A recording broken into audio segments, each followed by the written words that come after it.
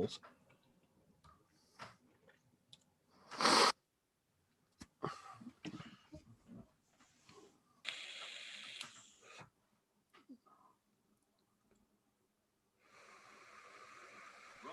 evening, ladies and gentlemen. It's time for the Hop Edition Christmas special. The one you've all been waiting. Right. Is it just putting out the Christmas special? Okay. Yeah, I don't know where that audio was coming from there. Moi. It's coming from Andy. Yeah, okay. I'm just trying to get inspiration for an opener. Oh, right. Yeah. Okay, try New Year, New Us. No, you're all right. Let's have it. Is it going to be? Welcome to the Dry January podcast. Can we do Audacity together? Right, just one second. Just let me post it on BrewTube. Okay, doke. It's live. Yeah, YouTube's going. We've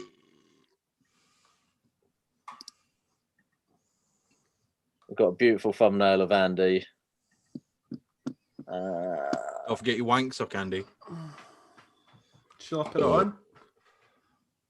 Yeah, why not? It's the Royal Wank Sock. The Royale. Royale.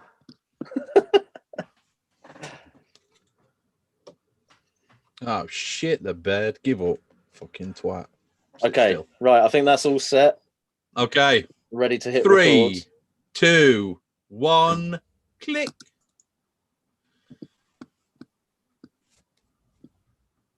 Hello, ladies and gentlemen, and welcome to episode 19 of the Hop Edition, where we will be talking about brewing gadgets.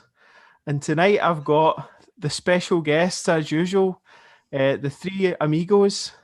If you guys want to go in. Who's next? Who's up? Who's going to go first? This is a level of professionalism we've never experienced before. This one, is it? Hey guys, Hello, we're guys. back. Episode 19. And thanks for the intro, Andy. Very good and correct, proper English pronunciation as well. I like that. Yeah. I like that. I've got to We dumb are it indeed down talking for you about guys, brewing obviously. gadgets. Is that what it is? Yeah. I'm here. Chris, I'm in the house. Who else have we got? There's somebody in the Buenas top left with a very, noches. very receding. I'm here again. We've got Back Bobby once Chuckles again. and the Trickinator, the Trickinator. Renegade Master. Good evening, fellow homebrewers. We're all here. We're in all for here. another fun evening, possibly more sober than the last episode. What do you reckon, chaps? I'm hoping so, for the sake of my marriage. So yeah, let's see how it goes. He got that one in early because this is about as far as Ginny's going to listen. Right then. So, what are we drinking today, boys? You go first, Andy. I've got nothing yet. That's how prepared I am tonight. Wow, he's done the Remedied that intros, situation. Shoddy. Oh, Send him to the bar. technical Remedy- issues. Remedy the situation, Andrew. I know, I better. Right, I'm going to go. Don't make me give you your full Sunday name. Go on, get it done. Right, 2 seconds. Owen, what are you drinking Off today, your- mate? Off your pop. I've got my very last pint of the Juniper Q Pale. I think I've been drinking this before on a previous podcast, but it was one of the live brew day beers we did. Was it the last one or the one It was before the that? one before last, I believe. Was it? Yeah. And yes, it's a nice little drop actually. It took some time to condition, but I actually really started enjoying it over the Christmas period, and I clearly enjoyed it quite a bit because the kegs literally just kicked. It can't be that bad if you've smashed through it in a reasonable amount of time. The neighbours helped me over the Christmas period as well. Yeah. I've seen a But, few people say yeah. that one took a little bit of time to come good. It did, yeah. It just wasn't great for the first 4 weeks, to be honest. But it dropped reasonably clear, and yeah, it's just a nice, easy drinker. So how much of the juniper do you get coming through? What does it taste gin-like at all, or have It's a not different kind of massive. thing to it? It's not massive, Tricky. I'd say it's kind of just more of like a slightly drying thing at the back end, Mhm. and you get a little bit of a flavour at the back of your tongue nearing the end. Okay. Other than that, not massive. So just a sort of nice English bitter with a slight twist, then, really. I guess. That's a really good description, actually. That's exactly how if I was better at describing beers, is how I would have described it. Tricky. Cool. Well, Andy's disappeared Quick question again. for you. Go on, Chris. Owen, would you brew it again? I probably wouldn't, if I'm honest. I didn't really enjoy it that much. I would say the bitter that I made not so long ago, which I think, actually, I don't think it was your recipe, Chris. It was one of the guys from my homebrew club. It was his recipe. I enjoyed that a lot more, in fairness. That's fair enough. I mean, this is why we do the live brew days, and this is why Tricky spins the wheel of doom, so that we get a chance to experience other beers that we wouldn't normally do, because Tricky intimidates us and forces us all into brewing beers that we don't want to brew. Which we don't anyway. Except these days, it seems that 80% of the people turn up to the live brew day and don't brew the beer that's actually selected. But I think we had probably about 14, 15 people on at various points today, and maybe 2 were doing the actual set recipe. I think maybe 3. There might have been 3. Maybe 3. My intimidation levels clearly need to be upped a little bit, I think. Who was it? It was Matt Calaby was doing it, wasn't he? Yeah, Matt was Graham doing Hughes, it. Steve Young might have been doing it as well, possibly. Was he? I think. Yeah. I've got a feeling. I mean, doing it as well. Not sure. Wescombe was doing his smash with that. That, what do you call it? That experimental hop that he got from the malt miller, wasn't it? XHB1 or something. It's called. Yeah, yeah, that's right. Yeah, I heard him talking about that. So, for the benefit of the listeners, we actually had a live brew day today, and what was the recipe? It was the George Washington Baltic Porter from the Camera Essential Homebrewing book. Yeah. So yeah, I did fancy doing that one, but due to childcare responsibilities, I had my brew day vetoed, so I was not able to participate again. But I think I'm going to go back and do that one at some point. I think I will. We got to see loads of video of Elsie, so I'm not really that bothered. Yeah. It was like, move over. I don't care whether you brewed or not. Shut up. Show us more pictures of the baby, mate. Yeah. Well, I'm glad she is a little cutie. Entertained. Yeah. Did she puke on you in the end? She didn't. She was very good. Well behaved. Didn't even deal out any dirty nappies for me. She saved them for when Mum got home. So I was like, yeah, good show, Elsie. Good show. That is a good show, isn't it? Yeah. That's love. That is love. What are you drinking, Trick? I'm also drinking a live brew day beer, but this was from the last one, which again, I think myself and John Denton were the only 2 people who actually brewed this recipe. So it's not one that's in wide distribution at the moment, but this is the Breeze Saison recipe out of that same book, originally by, who was it? Affinity Brewing, I think, maybe somebody like that. Anyway, so the original recipe in there is supposed to be lime and coriander. I don't really like lime in beers unless it's a slice of lime in a Mexican cerveza on a very hot day.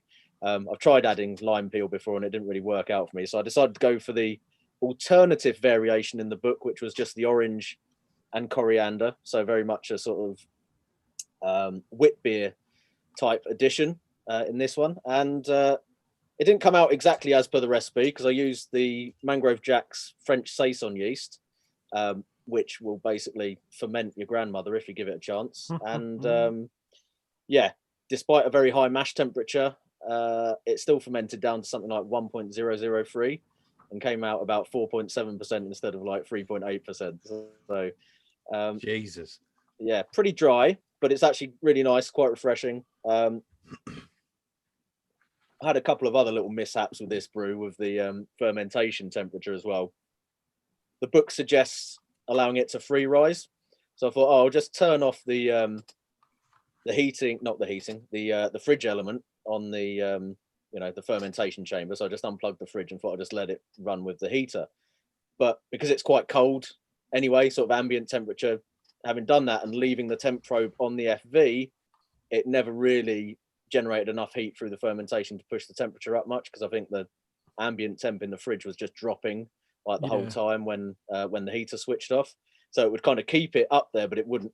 What I should have done is basically taken the probe off the FV and just held the fridge at ambient, like temperature at 21, and then the yeast maybe could have pushed it up beyond that. So basically, it only fermented at about sort of 21, 22 all the way through, rather than climbing up into your sort of mid to late 20s like it was probably supposed to. As a result, it's not the spiciest of saisons that you will encounter. There's a little hint of white pepper on it, but it's really pretty mild. I'm not massively upset about that, because I don't really like too much kind of phenolic spice in these sorts of beers. So for me, it's actually worked out quite well for my personal taste. If we were going to refer to, say, the BJCP guidelines on this one, though, perhaps it wouldn't be. I think the judges. Look, you've got some on the wall there, Andy. How convenient. Yeah, consult your wall board there, Andy. What does it say about the is it the saison style? Yeah. Okay, so saison comes under the strong Belgian ale category. Oh, good.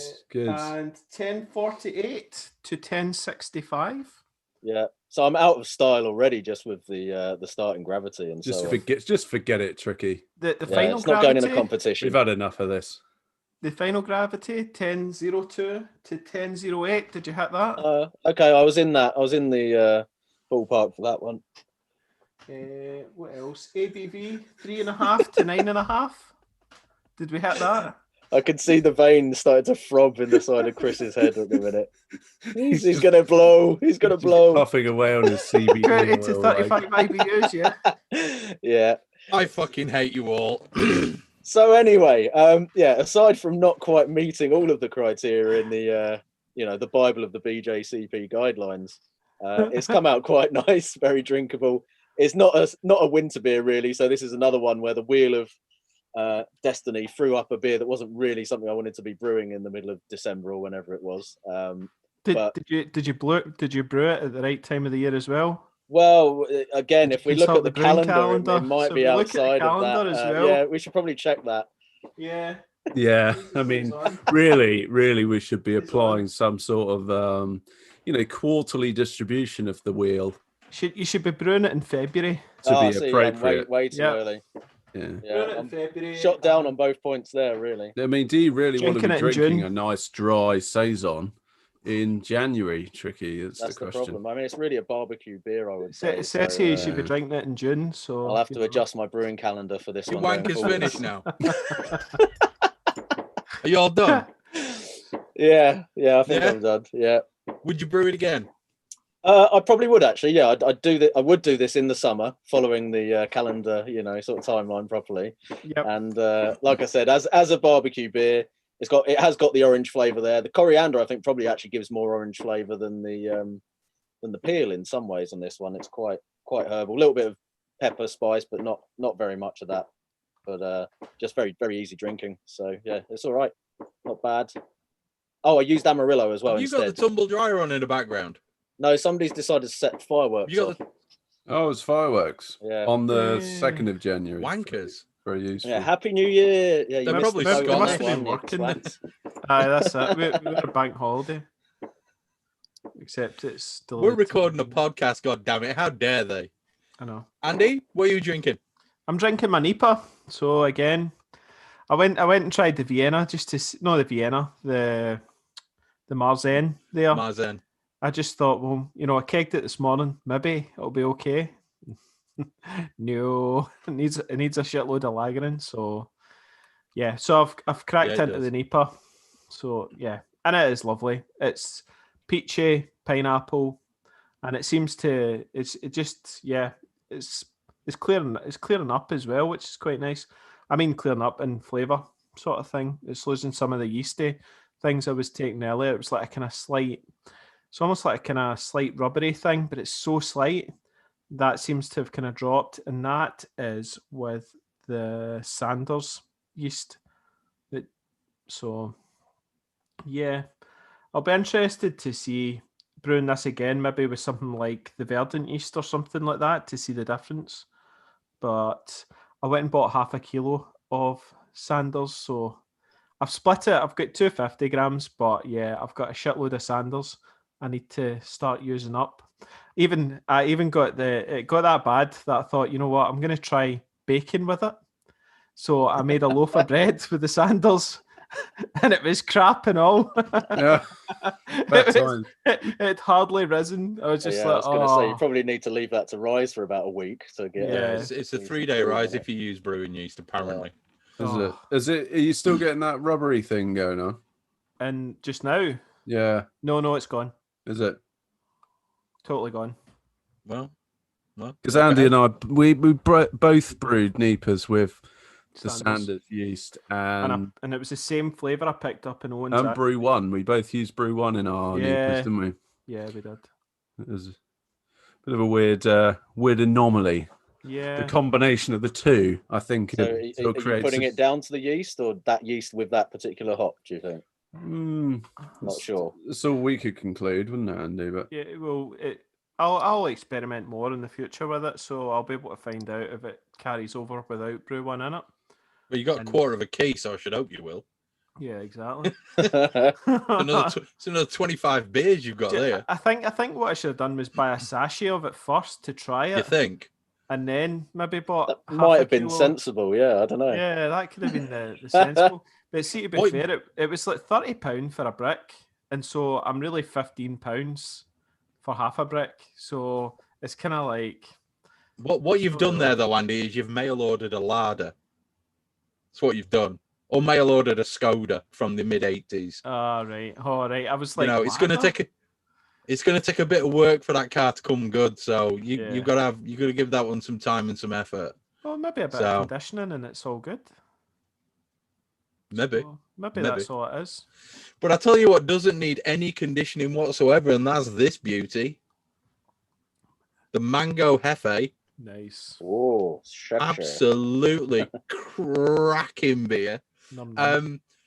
I've ever since Calabi did his apricot wheat beer, I've been thinking, do you know what? I should really try a proper fruity wheat, because I've tried before and it came out shit. But I think that was because I fermented it at 32, because I'm a knob and set my Inkbird wrong and didn't come down the shed for a week. You know how it is.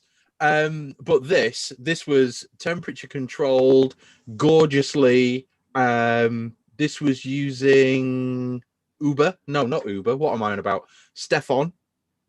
And it is 50-50 wheat Pilsner. And it's gorgeous. It's got the Pilsen water profile. I went a little bit lighter because I didn't want anything to intrude upon the mango flavor. There's 3.2 kilos of mango, pureed mango in here, and it is beautiful. Absolutely beautiful. I would heartily recommend anybody. 3.2 kilos. Wow. Okay. How did you find separating the pulp from the beer at the end? Was that difficult? I cold crashed it for 4 days and it dropped out like a stone. So you must have had it worked pretty well. Decent wedge at the bottom of the it was.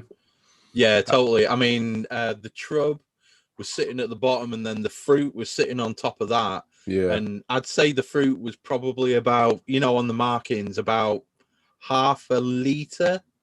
Oh, not too bad then. Of depth. I mean, there's a lot of mango still in it. I mean, it's very cloudy. It's Nipah levels of cloudy. Yeah, it looks absolutely gorgeous. Looks like a fruity number that you could just see it. You could just you'll find out. Oh, yum. I like you guys. All three of you will find out. I like the sound. You will definitely find out. That's what we want to hear. Well, I've got a little something else to put in the box to you, haven't I, Owen? So we'll see where we end up. Okay, we've done what we're drinking, so let's keep the professionalism going, gentlemen. Yep. Let's do this. Let's get straight into the meat of the matter. brewing gadgets. Now, what we've done when we had our little meeting to kind of talk about the different brewing gadgets is we've broken them down into separate areas of the brewing process. So we're going to start off with gadgets for water prep, then move on to sort of yeast preparation, mash, etc., etc., etc., right the way through to the end. There's probably going to be some that we will literally mention and then move straight on. There's going to be some that are going to require a little bit of conversation to kind of explain why we've put them where we have. But other than that, I think we just get straight into it. Tricky's looking bored, so take us away, Tricky. Right, so we're starting off with... It was on Pornhub, that's what it was. Yeah, that was it. I was... Yeah, anyway. So Anyway, we're starting off with water prep. And really, when we're looking at water prep, the main gadget that we want to talk about is RO systems, because it's something that can kind of fundamentally change your brewing. It certainly fundamentally changed my brewing. If you're lucky enough to be blessed with the purest of Scottish waters, then you might not need one. Yep. But we've got RO straight out of the tap. That's what it is. Yeah, you lucky bastard. But if it's coming out of the tap with the amount of particularly bicarbonates in it that my water has, an RO system is a really, really useful gadget, especially if you're looking at wanting to brew a lot of kind of lighter beers, pale beers, very hoppy beers, because it basically allows you to hit the reset button on your water, tailor your profiles to whatever you need, and then be able to get a much easier starting point in terms of hitting things like your pH and getting the correct, or certainly the balance that you want anyway, between things like your sulfate and chloride levels and calcium and all the rest of the stuff that you will put into water profiling. So I guess I could ask Chris to explain what an RO system actually does, but I don't know if we need to go into that in too much depth. Essentially, you're just stripping out all the minerals, aren't you, using osmosis or reverse osmosis, obviously. Yeah. So the more minerals you've got, the longer it takes. You just have to drive the water through the filters, and then it comes out minus the minerals at the end. You guys covered it on the water podcast, didn't you? Episode... Yeah, that's a good point. So you could go back to that one. Five. God knows what number it was, but good show. It was a good one, episode 5. It was that was a Death to Dogs episode, that one was. But I love dogs, by the way, before anyone goes giving me any shit. I love dogs. It's just cats I hate. So yeah, RO system, wonderful thing. You can pick them up dirt cheap as well. There's a place on eBay that sells the Avanti systems. Mine's a 150 gallon per day system, so I can seriously chuck water through mine, and it comes out very, very, very quick. But you can also buy the little tiny ones, which I don't know if Tricky still got his. Have you still got your Viair? Yeah, I've still got the four stage Viair filter, so it's kind of like the pretty much the 49 quid one. Yeah, 50 quid ish I paid for it when I got it. It says 50 gallons per day, but obviously the amount that you get out the other end depends very much on how much the water's got to be stripped out, or how much minerals have got to be stripped out of the water going in, as to how fast it's going to come out the other end. 5 gallons in? Yeah, so very, very hard water like mine. I think I probably collect about 30 litres in around about 4-5 hours, something like that. So it sounds like mine. Yeah, which isn't ideal, obviously. It's the one big downside of RO filters, unless you get a really decent size system, or you get something that's pumped. Yeah, there was a lot you need to make sure you prepare that in advance, obviously, because otherwise you just don't have the time to do it on the day. There was a lot of talk about floating ball valve, the valves and stuff like that, and I think a couple of the guys were saying that they've got some big, like you've got, Chris. I think you were in the chat as well. Yeah. You were all talking about having loads of water to even do maybe 3 brew days with, sort of thing. Yeah, like setting like a water tank. Is it Graham Hughes was saying he has like an automated system that fills up a massive he's got like a water butt or something. So that's a great idea. Pretty smart idea. That's another project for the new brewery when I eventually get there. I think I'll definitely get something like that set up. There is a slight issue with leaving your RO system in line and simply turning it on and off. in that the osmosis works both ways. So when you leave water in the RO system, there's a reason why they tell you to purge it, so that you empty the volume of the system out, because the minerals can move both ways. Yeah. So it's essentially, if you just leave water sat in there, it will reach an equilibrium. So you kind of have to, it's like what I do with mine is I'll connect mine up and sort it out and start it just running down the drain from both tubes, from the red and the blue. So from the outlet and from the collection line. And I'll leave that for maybe 25 minutes. Then I'll take a quick sample and test the TDS. Mine's never been more than 4. So once you get to that point and you've actually got a really nice low TDS, then you're golden. But if you really want to check this for yourself, you can pick up a cheap TDS meter off of Amazon for like £6. They're very, very accurate.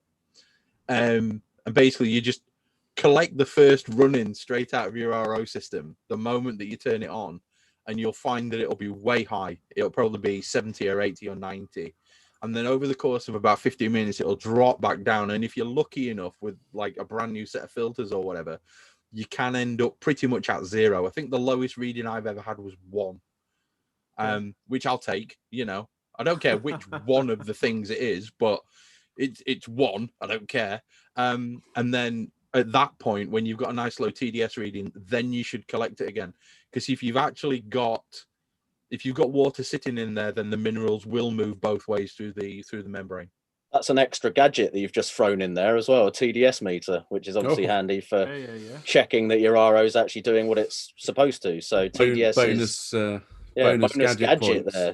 Total dissolved solids is what it stands for. That's right, isn't it? And it just gives you the overall mineral content of your water, which again, if it's hideous like the tap water I've got, will be somewhere like around 500, 600. I think my average is for just the straight tap water. Does that come out in lumps? Yeah, well, it's a bit viscous. So once you've run that through, obviously that can make a massive difference if you're taking it from that sort of level down to virtually 0 for obvious reasons. So yeah. So Chris gets an extra point. Second thing for mentioning bonus brew gadgets. Yeah.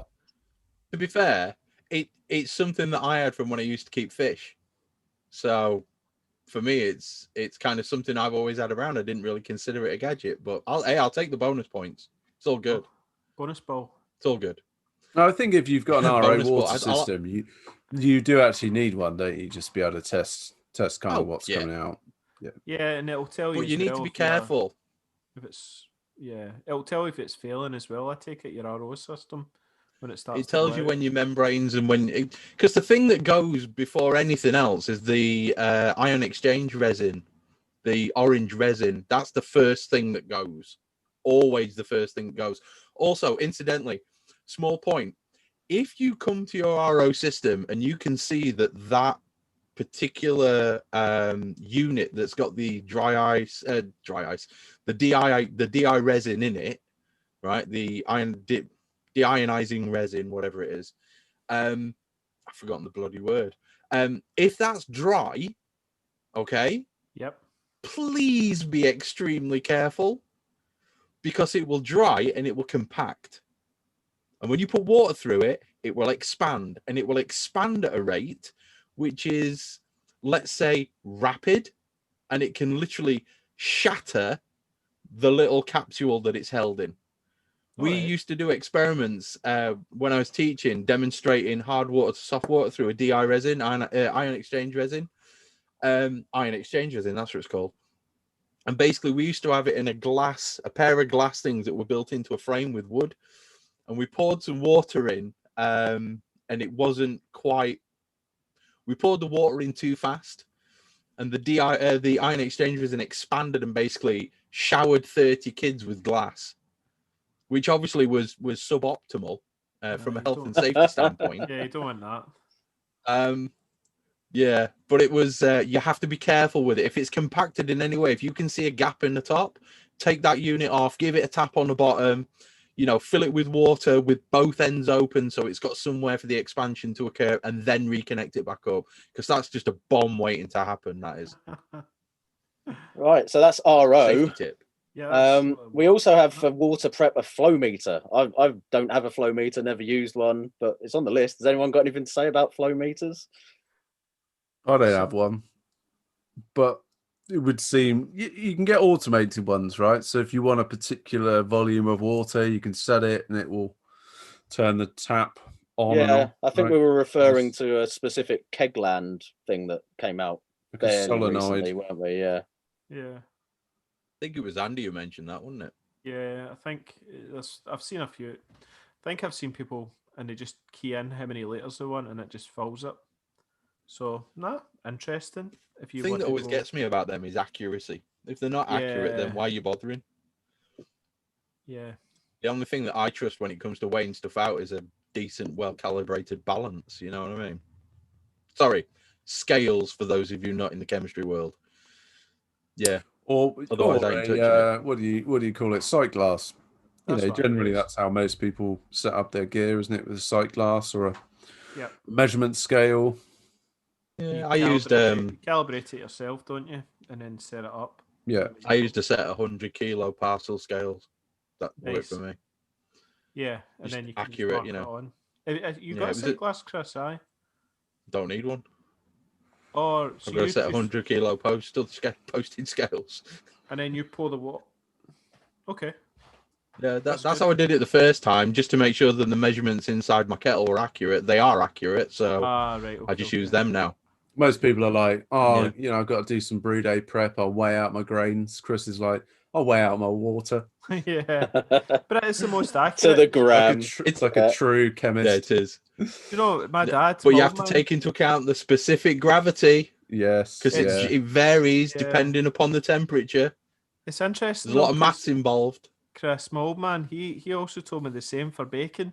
He says, "Oh, see those measuring jugs? You don't use them. What you do is you put it in the scales and then measure the water, and it's brilliant." So if you want to have a laugh, something that we're going to come on to next, which is stir plates and Erlenmeyer flasks. Yeah. If you want to have a proper giggle, okay, if you've got a 2 liter Erlenmeyer flask, go to the first measurement with water. Right, so weigh the flask first dry, then fill it up to the first measure with water, then weigh it again, and just see how far out they are. Because they are a country mile out. Yeah, Jesus I've Christ, checked all of the markings on my ones, and they're all probably on average about 1 inch to 3/4 of an inch away from where they should be. Why is that? Well, I assumed that being sort of scientific, measuring, flasks or whatever, that they'd be properly calibrated and measured. And so I was pretty shocked. So I think I was just like measured something out into it from a measuring jug and then went, hang on a minute, that's not anywhere fucking near where it's supposed to be. And then the measuring jug's not anywhere near where it needs to exactly. be. The measuring jug I'd already calibrated that with my own line on it anyway, but that's compound error, that, isn't it? And then went, oh, okay, well that doesn't seem right, and then weighed it, and it was about 200 mil shy of where it's supposed to be. My Lord. Also, they're literally a mile. Do they tend to come up short or long? On my ones, I think they were short. Yeah. They were short measures. Yeah. Oh, that sucks, because I've probably been like under pitching most of my yeast starters. Then, if I'm thinking the same. That's the case. Yeah. Assume 2% evaporation from when you're doing your 15-minute boil. Okay, so add 2% more. Weigh everything out in a pan, cook it, chill it in the pan, pour it straight into your Erlenmeyer, and just marvel at how far out they are, because they're a goddamn mile out. They really, really are. So let's move on, because I could sit here and chat about the inaccuracies of scientific equipment all evening. Yeast preparation, stir plates, Erlenmeyer flasks. This is something that we need to get in.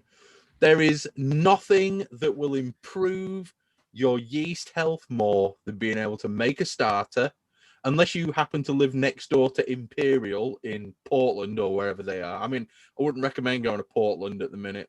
There's like whole worlds of shit going off up there. There's some Muppets in like black with gold stripe, like polo. Just don't even go down. Don't go there. So a stir plate and an Erlenmeyer flask. Erlenmeyer flask, betterequip.co.uk, cheapest chips. And stir plates, I think I got mine off Amazon, and it was delivered from Estonia, and it was like 23, 24 quid, something like that.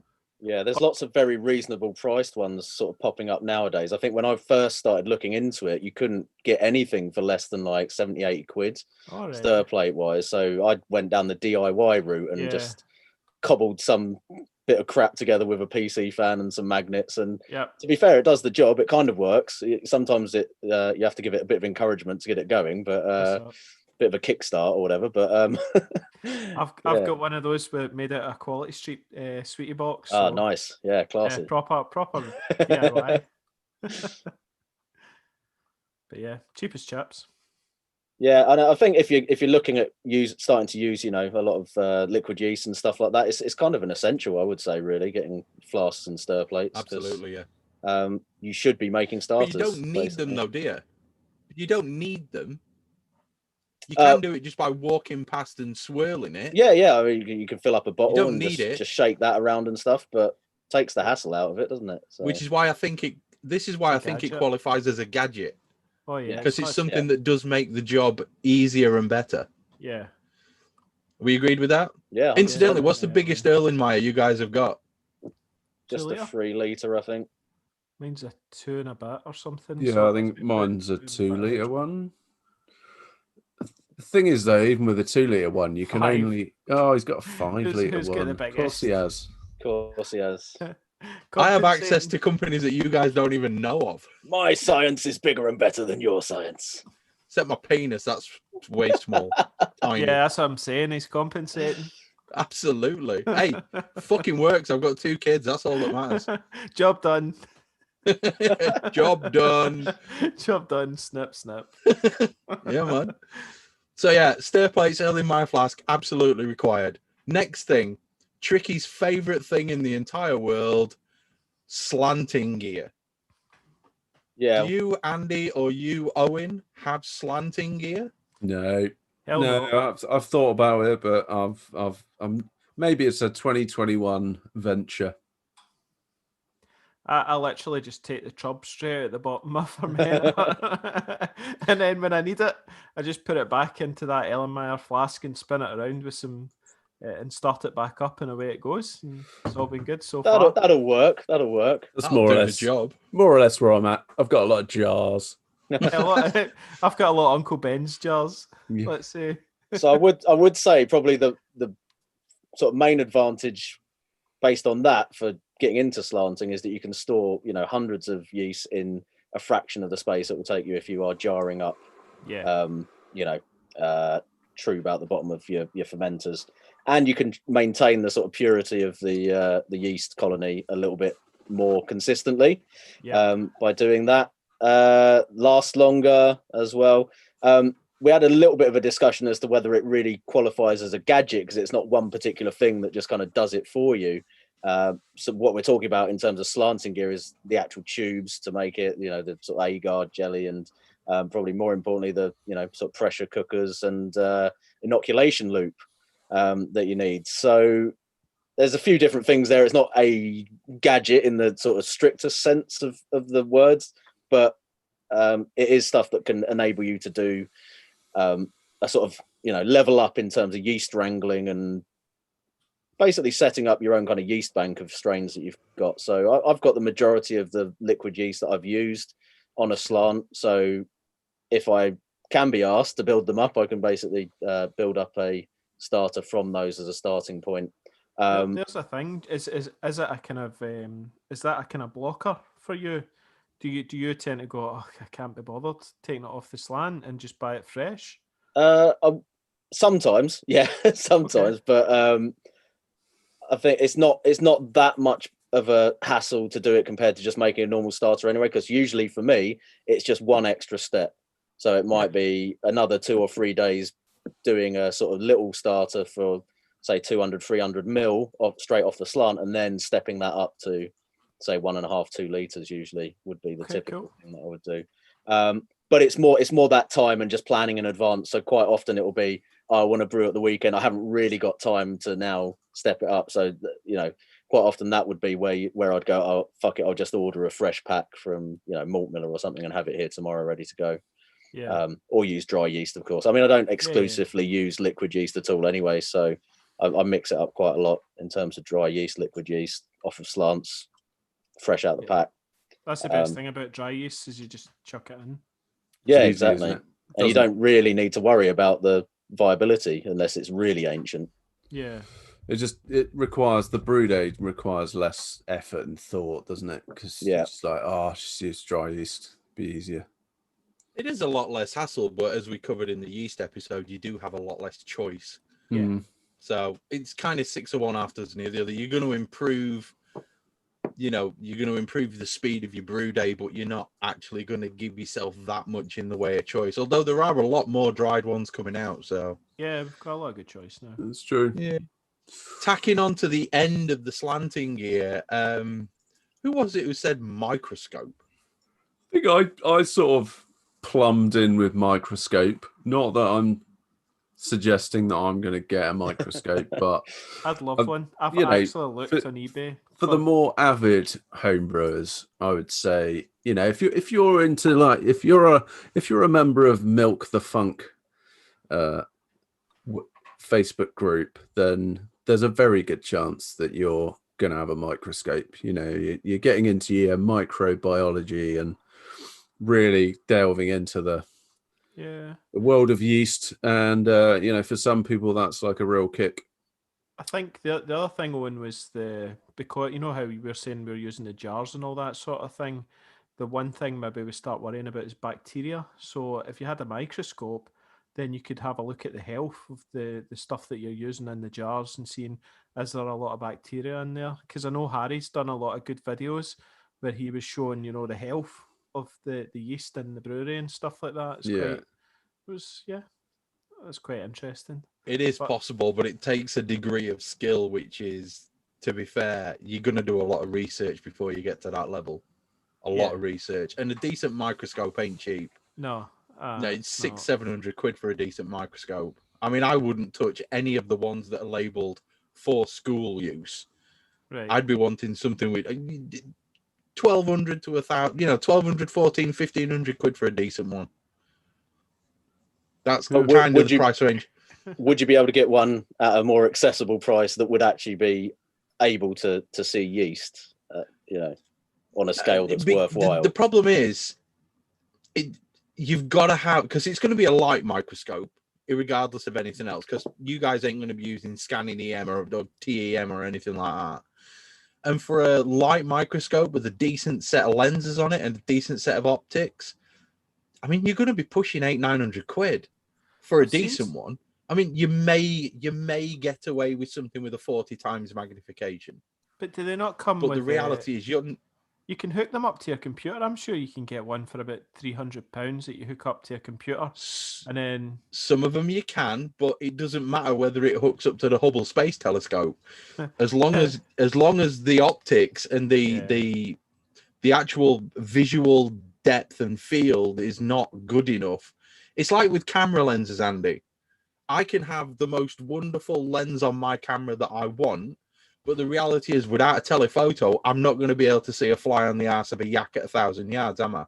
It might even just be that's what it comes down to. How sharp it is, and if it's not a good optic, then it's just going to be a blurry mess. Exactly, and that's what it comes down to. Because with microscopy, it's kind of a trade-off between the wavelength of the light, because if the wavelength of the light is shorter than the thing that you're looking at, you're going to be able to see. If it's longer, you're going to miss it. And then you've got the clarity of it, the visual field. You've got all these things to be taken into account. Can you see the yeast? Is it that's what we're asking. Is it? How much to see the yeast? Down the route of trying to see. What's the price tag, Chris? Give us a price. I'll tell you what I'll do. I will take a vial of my Uber into work with me on Monday, because I'm assuming that none of the kids are going to be there. We have some really quite decent light microscopes, and a couple of people who I work with are former researchers in the microbiological world. I'll get them to knock up a slide, and then I will have a look down it, and I'll tell you whether or not I can count the yeast. How about that? Yeah. See if there's any bacteria in it as well. There's going to be loads. There we go. There's going to be loads. Well, shall we There's draw gonna a be line loads. under Here we that go. one and Okay. say we don't have microscopes, and at that Yeah. price, we're probably not getting them either. No. I agree. And you also probably don't really need one. Yeah, I mean, to Moving be on. fair, I think Unless I you're a would, brewery. get bored of looking at the yeast after about 10 minutes and never use So, it again uh, anyway. You'd make 10 minutes. Yeah, I don't think I'd make 10 seconds, mate. I'm gonna be I honest. might look at a few different yeasts and maybe drag it out to 10 minutes. Anyway, yeah, mash Yeah. gadgets, Okay, go on then. refractometers. I use one. Does everyone else use a refractometer? I'm a big fan, Tricky. Yeah. I love my refractometer. I've just got an analog one, but that's pretty much all I use, apart from I do use a hydrometer, but only typically at the very end when I've kegged the beer. Yep. That's the only time. All the other times that I check the gravity is with a analog refractometer. Yeah, it's super handy. I don't use one at all because I don't check my gravities until right at the end, just before I pitch the yeast, because there's literally nothing I can do about it until that point. So I just don't bother. And at that point, I'm going for another beer. So you guys talk amongst yourselves. Cool. Yeah, I need to get a new refractometer. I think I've said this before, but it's definitely something I need to get. The one I had before, the cheap Chinese one, it just went cloudy. Well, it just doesn't work now. So Yeah. But it was excellent, and I don't know if Chris is completely right that you can't do anything about it, because you can boil for slightly longer, you can add dry malt extract. There is things you can do. Yeah. Liquor back So- or whatever if you're Exactly. gone the other way as well. Yeah, I like using the refractometer as well. I think we all seem to be on the same page there. It does seem to be one of those things that definitely divides people a little bit, especially when you're looking at sort of posts online about them and stuff like that. There's a lot of people who just, they're dog shit, don't even bother, just get a hydrometer or whatever. And then other people like ourselves who seem to get on fine with them. Yeah. I think it comes down to a couple of things with that. There's the people trying to use it for final gravity when it's not really going to work that way because of the alcohol that's in solution by that point. Yep. And I think people try and do that, get screwy readings and then basically go, oh shit, I'm not going to bother using that again, because they haven't realized that basically you should only really be using it pre-fermentation for checking gravity. There are calculators to help you supposedly get work out what the gravity is after it's got alcohol in it, but from everything that I've read in my own experience, that's not, they don't tend to be particularly accurate, and the results you get out of them can be all over the place. So I'd never use it. I use my refractometer to check fermented beer, but I absolutely agree with you, Tricky. It is just a ballpark figure. It's almost a bit like using and we'll get onto them, tilts and ice spindles. They're only ever really just a indicator, aren't they? Yeah. So all I'm doing is just checking to go, and I do use the calculators, and it gives you a reasonable kind of ballpark. All I want to know is it nearly at its final gravity? Yeah. Well, you can still see if it's stable, can't you? With it, that's I guess kind of more important in some ways. But as far as actually getting your accurate reading to be more certain on what the actual ABV is, it's maybe not so good. But so yeah, there's that issue with it. And then the other thing is obviously calibrating as well. And have they actually been calibrated in the first place? Are people reading off of the linear OG scales on them rather than the brick scale, which doesn't match up when you get up into the higher readings as well? So it's, if you're just going straight off the OG scale on there, it's only going to be accurate at certain points. So that's that's why I do tend to just take the bricks reading and convert that, because it definitely goes out at the at the top or bottom ends of that scale on there. There's a sort of small sweet spot in the middle where it's kind of lines up properly and is accurate, but it's not all the way, because they're not the two scales don't line up perfectly like that. So those two things, I think, kind of people maybe miss those points and then sort of think, oh, it's not as good, but it's mainly, dare I say it, down to user error rather than the actual thing itself. And I've only got a cheap one from China, set it up, calibrated it, and it lines up perfectly with the readings that I get off of the hydrometers that I use. So I can't Yeah, really it's the knock it. Yep. No, they are good. Yep, I like mine. Would you buy a digital one? No. No. No. What's me the either. point? That's a What's bit the much. point? Why would I spend like £100 on something that I could spend a tenner on? Yeah, I think that's if you're a real gadget fan and you like, if you've got money to burn and you're a gadget fan, then fair enough. But I'm one to talk.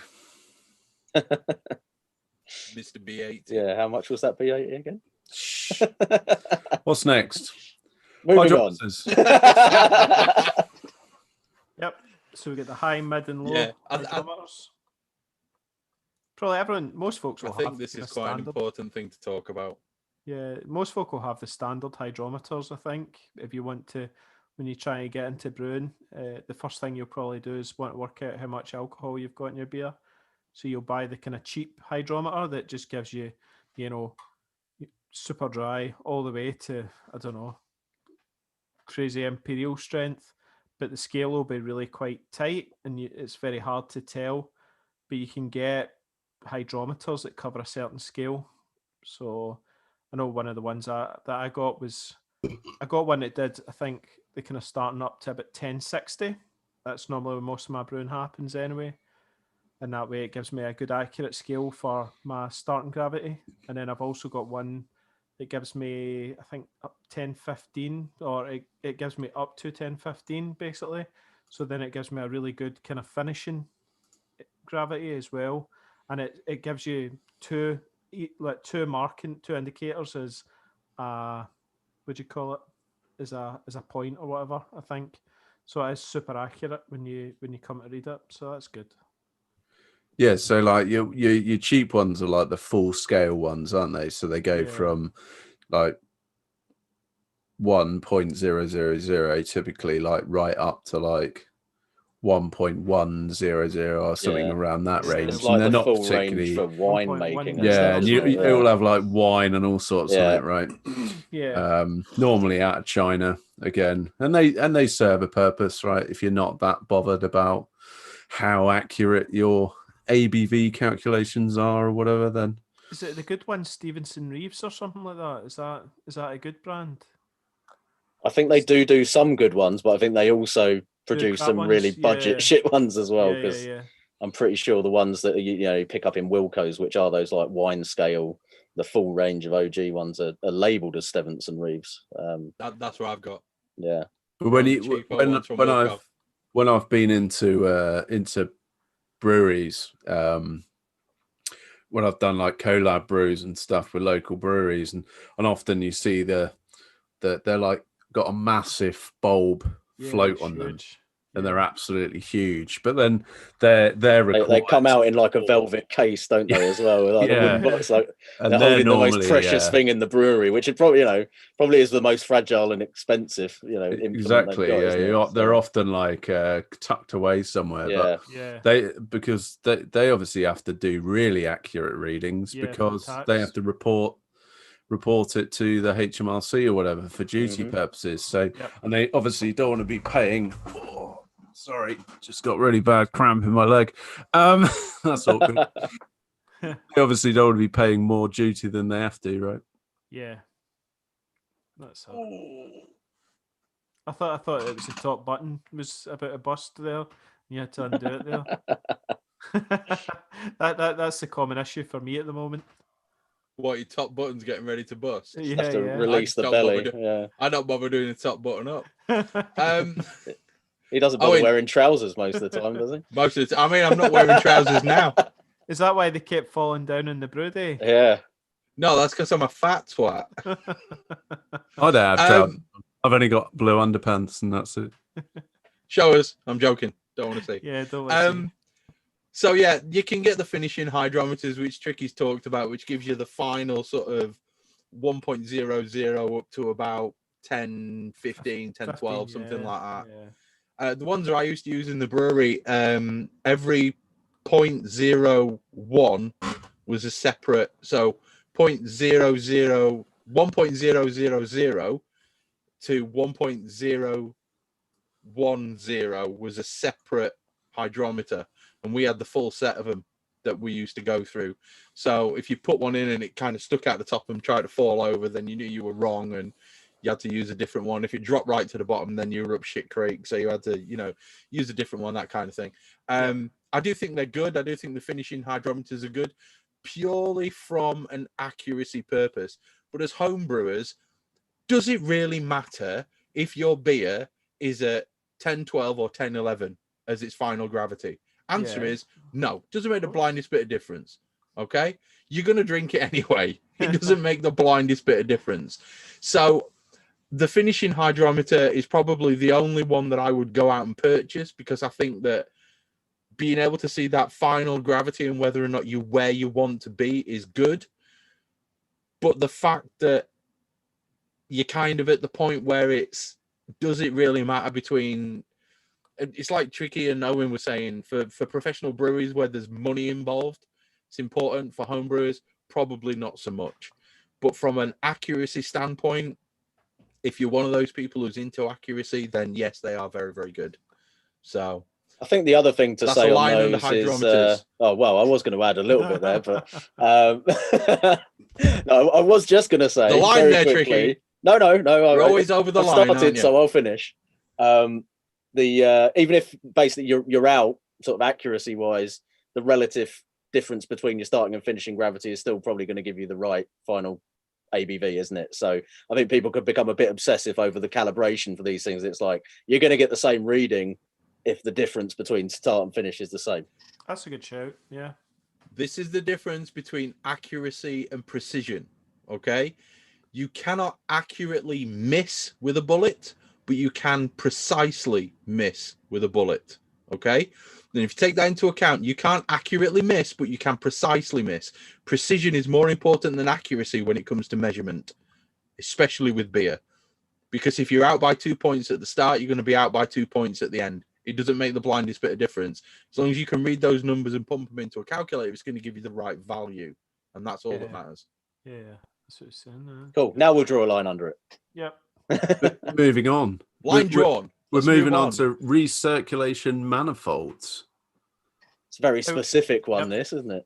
Very specific. I think this is a great little gadget because JP, Mr. Johnny Pollock, sent me a lock line one, or a line lock or lock, whatever it is, the orange and blue one.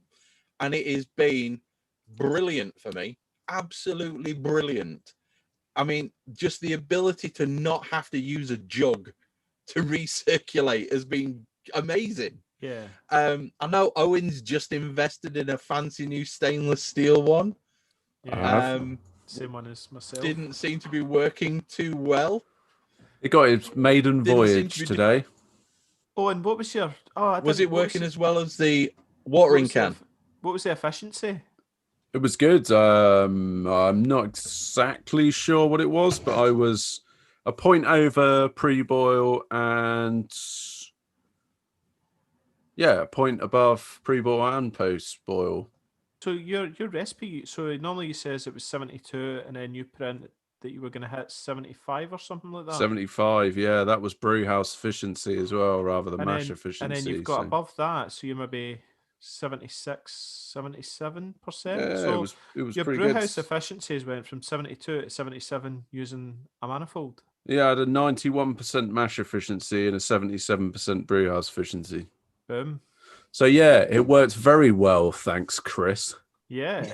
You look to be having a few issues when I saw it on a video, mate. Like it was like a cat pissing out the end of it. It did not look like it was working wonderfully well. It was upside down, wasn't it? It was, yeah. I had to sort of bodge it, unfortunately. It only arrived probably 3 days ago, 2 or 3 days ago, ahead of today's brew day, and it's a 3/8 inch barb on it, and you're supposed to lay it on top of the grain bed, and then you can run some tubing onto the barb. But it turns out I don't have any tubing that actually fits. Yeah. So I ended up having to sort of bodge it like on upside down, like on top of the center pipe of the B80. So it kind of just like rained down on it, but it was a bit loose and it wasn't great, but it worked. I got through it. made beer, And that's the key point. done. Nothing else matters. Making beer. And you got an efficiency increase. Yeah, you still got a Well, measurable difference, so Yeah, it's I'm an not improvement. sure. I'm not sure whether that was the manifold or whether it was the new bottom plate that I had in there. Two So things, geez, oh. yeah, Such I've a added noob, two Owen. variables. Never know. Now I'll What are you never know doing? which has improved efficiency. Never mind. I think it's a manifold, to be No. fair. No fucks given, really. Well, you would. I think I Spargent's where you can make the biggest gains. I think personally, Owen, the fact that you got a difference is important, and you should be happy with the fact that you got a difference. Yeah, that's more or less the setup now. I'm obviously going to get some tubing and lay it on top of the grain bed, which is going to be quite nice. Because actually, what I do find is when I tend to use the mash hat, you guys might be familiar with the BA, like the Brutal system. They have that like mash hat on the top, and it kind of sprinkles out. But when you're recirculating, you tend to not recirculate. It tends to be just like a trickle.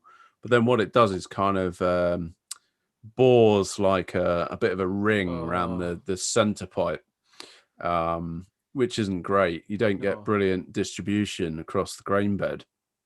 So I think actually with the manifold is going to be much more distributed, and I won't have that channeling going on. Yeah. So yeah, I'm pleased with it. Really pleased with it so far. Cool. Bonus. Yeah. Definitely qualifies as a gadget. Yep. Because previously, Owen was using the Brutals branded watering can. Solid bit of kit. Solid bit of kit, that. We could consider that a very basic level gadget because you're not using a bucket. The other one, or a jug. The other one is tin foil with holes stabbed in it. Yes, I used to do that. Yeah, I still do that. When I had my 3-vessel system, it works. Not great for the environment, though, is it, boys? Let's face it. It worked to charm. Yep. You know, environmentally unfriendly. There you go, Tricky. Nobody cares. Nobody cares. The other three guys in the podcast, they don't care about the environment. I'm considering the environment with everything that I do. Not really. So yeah, we've done recirculation. Somebody's put Blickman auto sparge ? Yeah. This kind of ties into the whole recirculation manifold because you sometimes use those when you're sparging. Is this something that anybody has any experience with at all? I know nothing. It's like the literally a load of blank faces. No, so I put it in. So yeah, it's like a float ball. It's a lot of float ball. So one of the problems I have in my sparging is it gets too much water onto it, or too much sparge water, and really you want it to keep a level. With this Blickman auto sparge, you can set it so then it turns off it slows down the sparging automatically, so it sets the levels.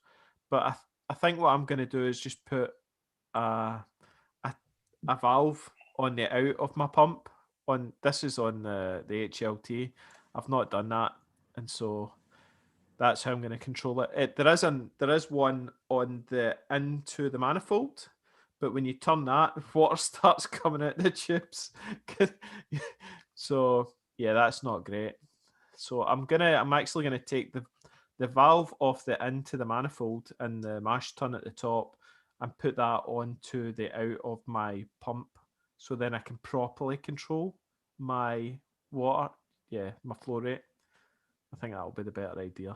And I'm sure that you could bodge one of these with a float ball from a toilet if you really wanted to. Yeah, you could probably. Yeah, base level MacGyver level gadget. We could go with that. I mean, don't use one that's been in a toilet. Get a new one.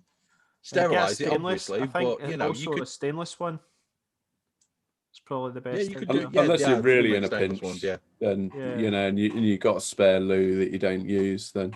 I mean, a bit of bicarbonate and that thing's fine. Let's go. You go to take apart the loo and you find out it's one of the daft ones with the 2 buttons and doesn't have a float ball in it. Totally screwed you. You don't want that.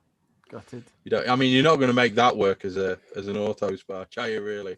No. So yeah, false bottoms. I think we should move on to this because I know Owen has got a nice false bottom. on his on his V80. Yes. Is it a laser cut one?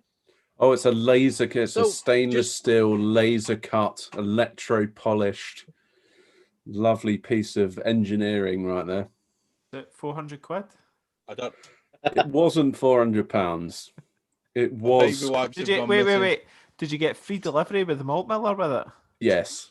Yes, Yes, I did. somewhere in that price range. Yeah. Jesus Christ.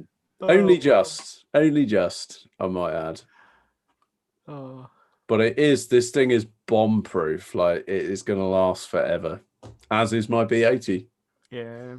And that's all that matters, isn't it? Owen, longevity. Exactly. Buy quality, buy once. That's it. That's true.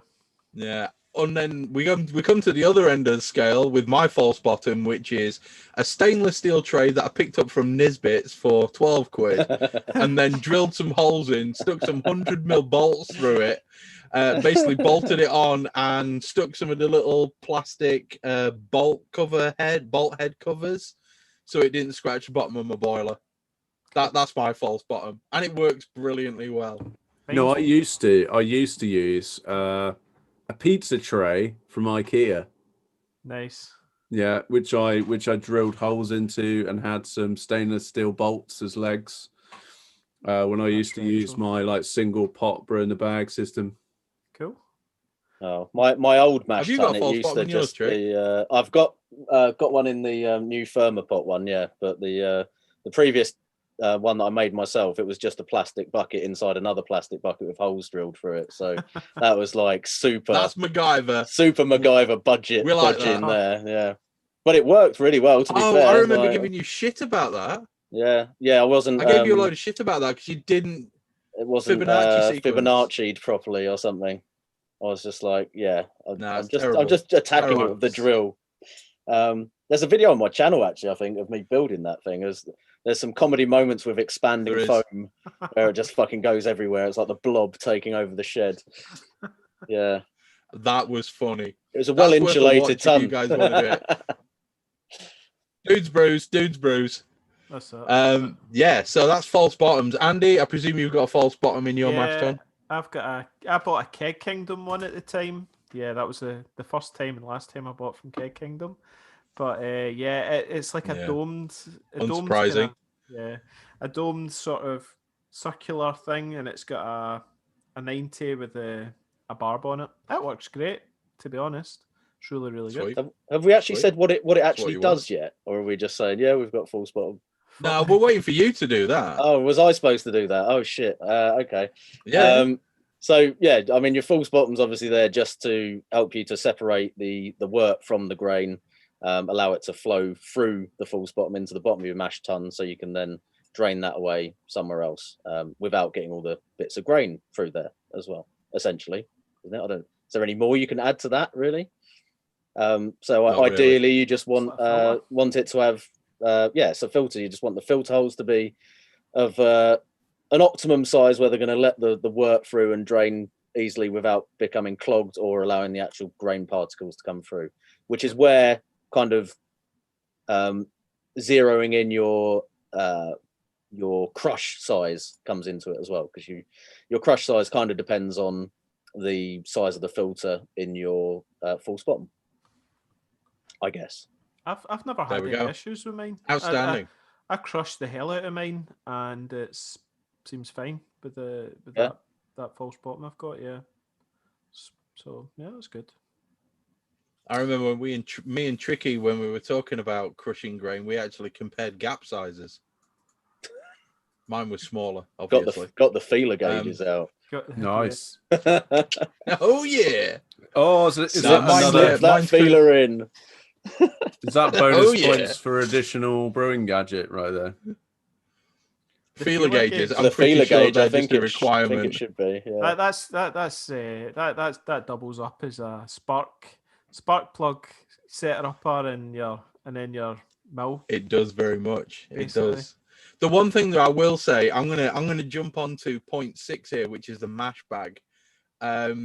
I use a mash bag with my system because I've got an all-in-one electric brew in a bag, and I use my false bottom to basically keep the bag off the element because I don't like boiling grain. It's no bueno.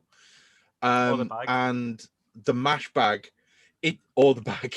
I mean, that taste of burnt plastic. It's quite exquisite in some beers. The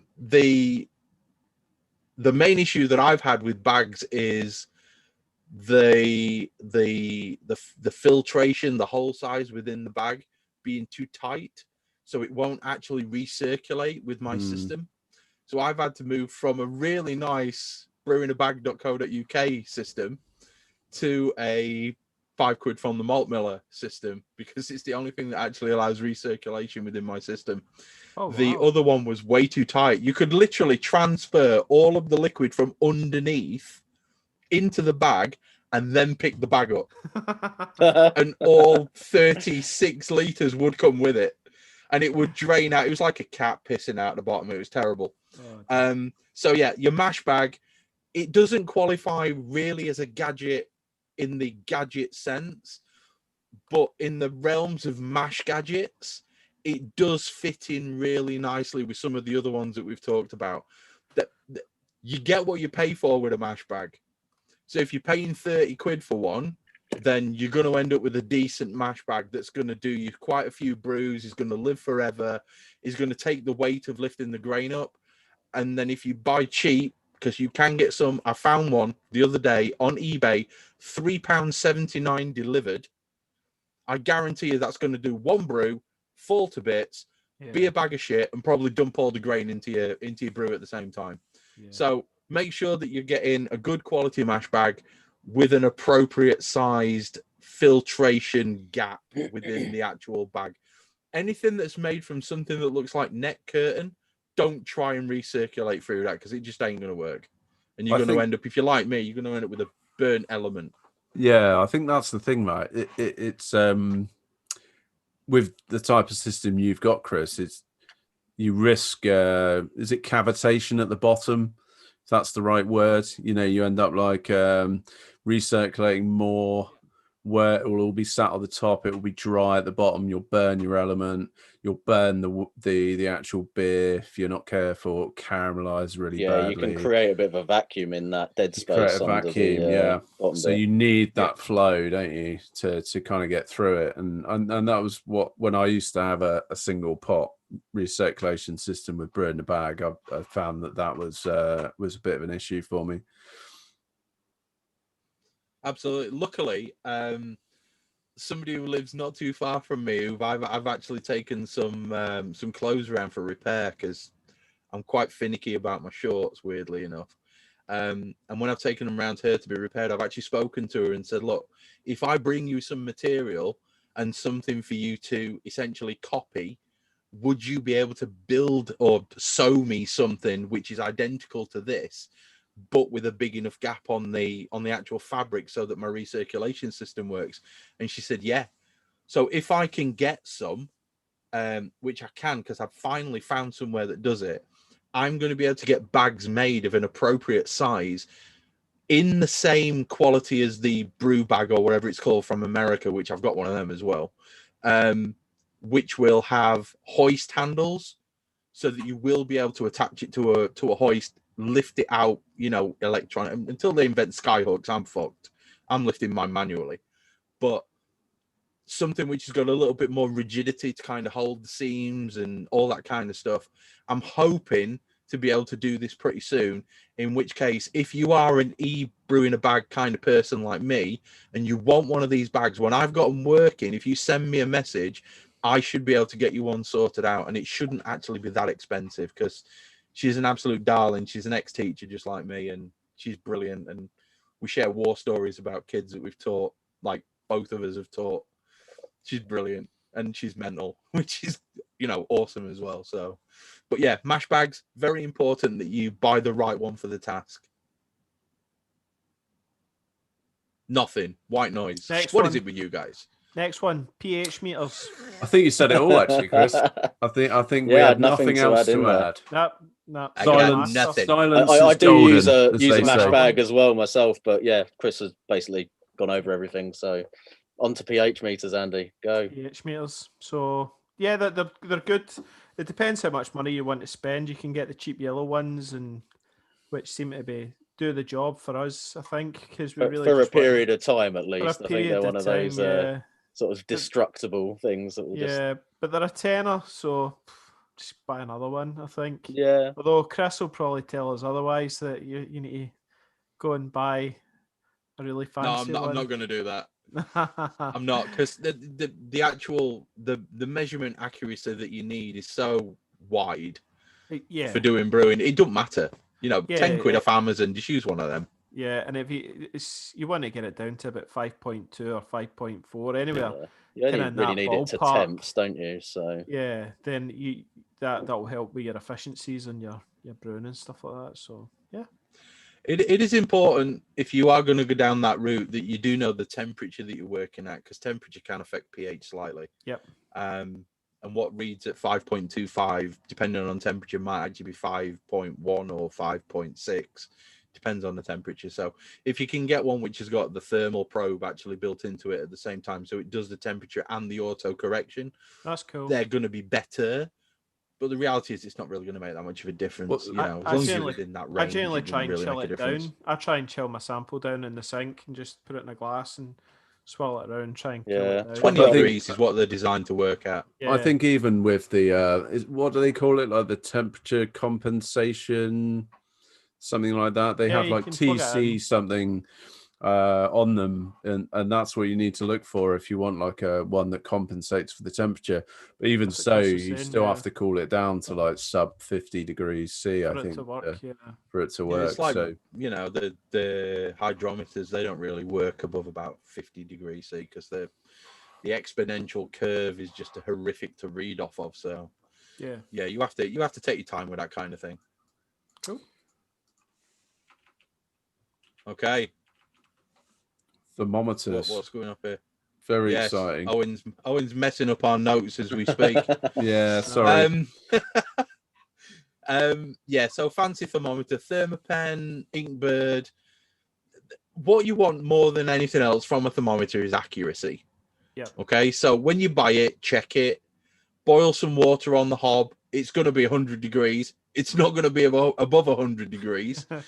Stick it in. If it reads 100, you're golden, you know, and then maybe try it with some ice or some iced water or something else that you can guarantee the temperature of, and just make sure it's right at that. And if it is, the line's pretty much linear, so you know it's a straight line. You're going to be golden across that range. So just make sure that you check them. The Inkbird ones are actually, I think they're on sale at the moment, or they were on sale last time I looked on Amazon. They were like the 19 Inkbird quid ones or are something. really good. I've got a Thermopen and a couple of the Inkbird ones as well. I think the Thermopen is kind of like the gold standard as far as the pen type spiky thermometers that are normally used for kind of obviously meat temperatures and things like that. The one I've got seems pretty bulletproof. Accuracy has stayed really good on it.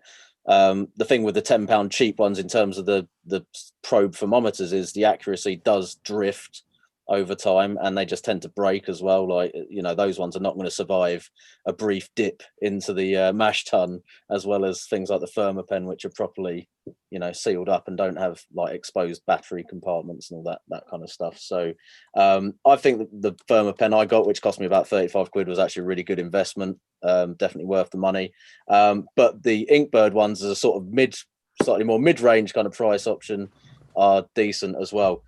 Thing I really like about those ones are they've got rechargeable batteries, and you can calibrate them yourself as well. So, you know, if it is slightly out, mine was pretty much bang on. I think it was like 0.1 or 0.2 of a degree out anyway, which is, again, is not a big deal for brewing with at all, really. But that's good. that was a nice touch. I thought that you can actually calibrate it yourself. So when you do the you know, the boiling water and the ice water test, you don't just have to remember, oh, it's, you know, point whatever out and then subtract or add that every time you use it. You can actually modify it using the calibration settings on there, which is good. So yeah, You can't really do that with the Thermopen. No, you can't. But like I said, I mean, my one doesn't seem to have drifted at all in terms of the accuracy on there. So I've got two of them. Neither of mine have done and it either. they come with a flashy certificate guaranteeing their accuracy, don't they? So it's decent. I'd recommend both of those, really. They are very, very, very good, the Inkbird ones, though, to be fair. And the fact that they're rechargeable, it makes me giggle every time, because I mean, we've got more USB-C connections than you can shake a poopy stick at, to be perfectly honest, because we've both got phones with it and all sorts of other gadgets that have got USB-C connections. And just being able to plug it in, especially if you've got one of the Huawei fast chargers, 25 minutes start to finish and it's charged fully. Did you notice that it's got a little magnet in the back of it as well? Yeah, to stick I didn't realise at first, but again, it was just like a really nice little design touch. I just went and sort of held it against the fridge, and it was stuck to the fridge. I was like, oh, cool. That's I'm not going to lose that now. Well, I can just stick mine, throw it at the fridge or the barbecue. I stick mine to the outside of the Kamado. Yeah, I was going to say I've got one stuck to the leg on there. Of the Kamado, yeah. The mine's literally when I'm using it, I stick it to the outside of the dome. The other one with the multiple probes on it has got a magnet in the back as well. You can stick that literally onto the analog temperature wheel, can't you? Again, so when I discovered that, I was just like, oh, that's awesome. It's the little things that keep me happy. As a simpleton, finding a magnet in the back of a thermometer is really pretty much the highlight of my day sometimes. So there you go. But this is the thing, Tricky. For gadget purposes, that's what you want. Well, it's ergonomics, isn't it? That's why it becomes ergonomically it works really well. That's why it becomes a gadget. Yeah. It does the job, and it does it with features that you weren't expecting. Like Owen's watering can. If you want to create anything, turn anything into a gadget, just stick a magnet on it. Done. That's actually not far off being right. Yeah, can't argue with that. Not far off being right. So yeah, I think that's Mash Gadgets done. Yep. Mash Gadgets done. Tick. Does this bring us to a nice middle break in the notes for a commercial? I would agree with you, Tricky. Yeah. I think that's a great idea. Well, let's take it to the commercial break then, shall we? Who's going for? Oh, Andy's straight in there. Ka-ching! Didn't even wait for you to finish saying it. Somebody's thirsty. I started getting the shakes. I know what that is, and I can only see like a vacant gesture to me. Yeah. Is this the third time you've done vacant gesture? Hey, by the way, after all the crazy beers we've been drinking, I think this is a nice welcome break. I think. So if you want to hear, so it's not just a commercial break; it's a welcome break. A welcome break, aren't those roadside hotels? Absolutely. I need something a little bit less ABV because everyone's been sending me MPs and I know the feeling. 7% beers, and it's just been the Christmas intake has been a bit silly. I think over the last few weeks. Go on then, Andy. Yeah. So vacant. I'm on the vacant. I was like, I want something nice and easy drinking. And if you want to know what the vacant gesture's like, see any of the last 7 episodes that we've done. Yeah, please consult episode 11, 14, and 16. Yeah, this one, as you can see, is crystal clear, so it's had plenty of conditioning time. That ain't crystal clear. That ain't crystal clear. It's pretty close. It's not bad. Like you can see me. To be that's pretty. It's pretty crystal for a vacant. I'll tell you that. But yeah, usual mango, lovely on the nose. Excellent. Andy's done. Move on. I brewed vacant gesture today for the first time. Yay! As you guys might know, and I took a video of the wort going into the fermenter, and it looked almost as clear as that beer. Yeah, I was very impressed. I'm trying to show you guys that you can see that. It's a bit. Here we go. No, we can't see. Oh, we can. No, yeah. That is crystal. It's a bit blurry, but that's not bad. That wow. Look pretty good. Not bad at all. Look pretty good. That's cool. Okay. Vacant gesture. Tick the box. We all Tricky, know what you got? Awesome beer. Is it me? Oh, it's your turn, mate. Quick.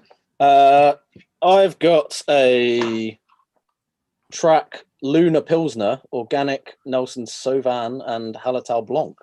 Ooh, nice. I also had some of the Verdant Nelson Pilsner that you were raving about, Chris, as well. So I tried a couple of those. Dude. Is that Vienna beer not got Nelson as well? Spoiler alert. Oh. Another Verdant. Well, this might have inadvertently worked out quite well. It's almost like you guys planned it beforehand. Yeah. No. I don't talk to him when I'm not doing a podcast. Come on. As you'd expect, pretty clear. Very clear. Super clear. Yeah, that is clear. That's crystal clear. Yeah. That is crystal clear. Nice level of carbonation. Big fluffy white head on the top of it. It's got Nelson and Hallertau Blanc, so you'd expect there to be a bit of extra hoppy action going on versus your standard kind of Pilsner. I've not really had any lagers apart from this one before from Track. They're very much more in the sort of hazy, IPAs, and they do a few impies and sours as well, but not so much on the lager front. There is a bit of aroma on there, definitely from the Nelson. I think kind of grapey, gooseberry, winey thing that you kind of associate with that beer. It's not massively pungent, but Just try to think what kind of grape juice. The Hallertau Blanc might be bringing some to the party as well, because that's kind of got a grapey sort of, because that's I think they called that Hallertau Blanc because of the white grape thing or something. Yeah. I don't know. White wine type thing. Yeah. Anyway, it definitely does have a kind of a grape juice vibe on the nose.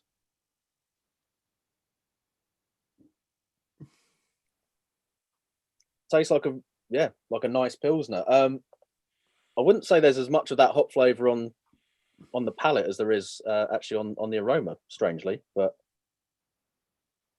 does it get the cracker bread thing? Yeah, very much. It's got that kind of crisp, crackery kind of Pilsner malt flavour there. Quite a kind of dry, crackery finish at the end, I guess. Yeah. Right again, Trick. That's very nice. It's not as hoppy maybe as I was expecting. I was thinking perhaps the Nelson and the Hallertau Blanc might be a little bit more sort of forward in the flavour profile, but it's a cracking Pilsner, and it just kind of gives it a little bit of a twist there with those hops rather than just your sort of standard nobles. But it's still you still get some of that noble flavour, I think, from the Hallertau. Rather than just the sort of grapey gooseberry thing that you might get if it was maybe more Nelson, I don't know, but decent. I think the other one that I mentioned had a bit more of the hop flavour, but I'm not going to go into that too much just now. Anyway, I guess the question is tricky. Is there a lot going on in there? A bit, not a huge amount going on. There's certainly on the scale of 1 to 10. Always wondered. Can we have the tricky scale? I'd give it a 6 for things going on. Nice. Overall grade, probably a 7. Overall, I'd give it a 7 overall, I think. Well, we know Andy's going to give Vacant a 14 because he's absolutely in love with that beer. Vacant's good. Always. You see, is one for you, okay? Hallertau Blanc. We know full well that the hops that are grown in New Zealand tend to be derivatives of nobles because that's the way that they do with their selective breeding programs.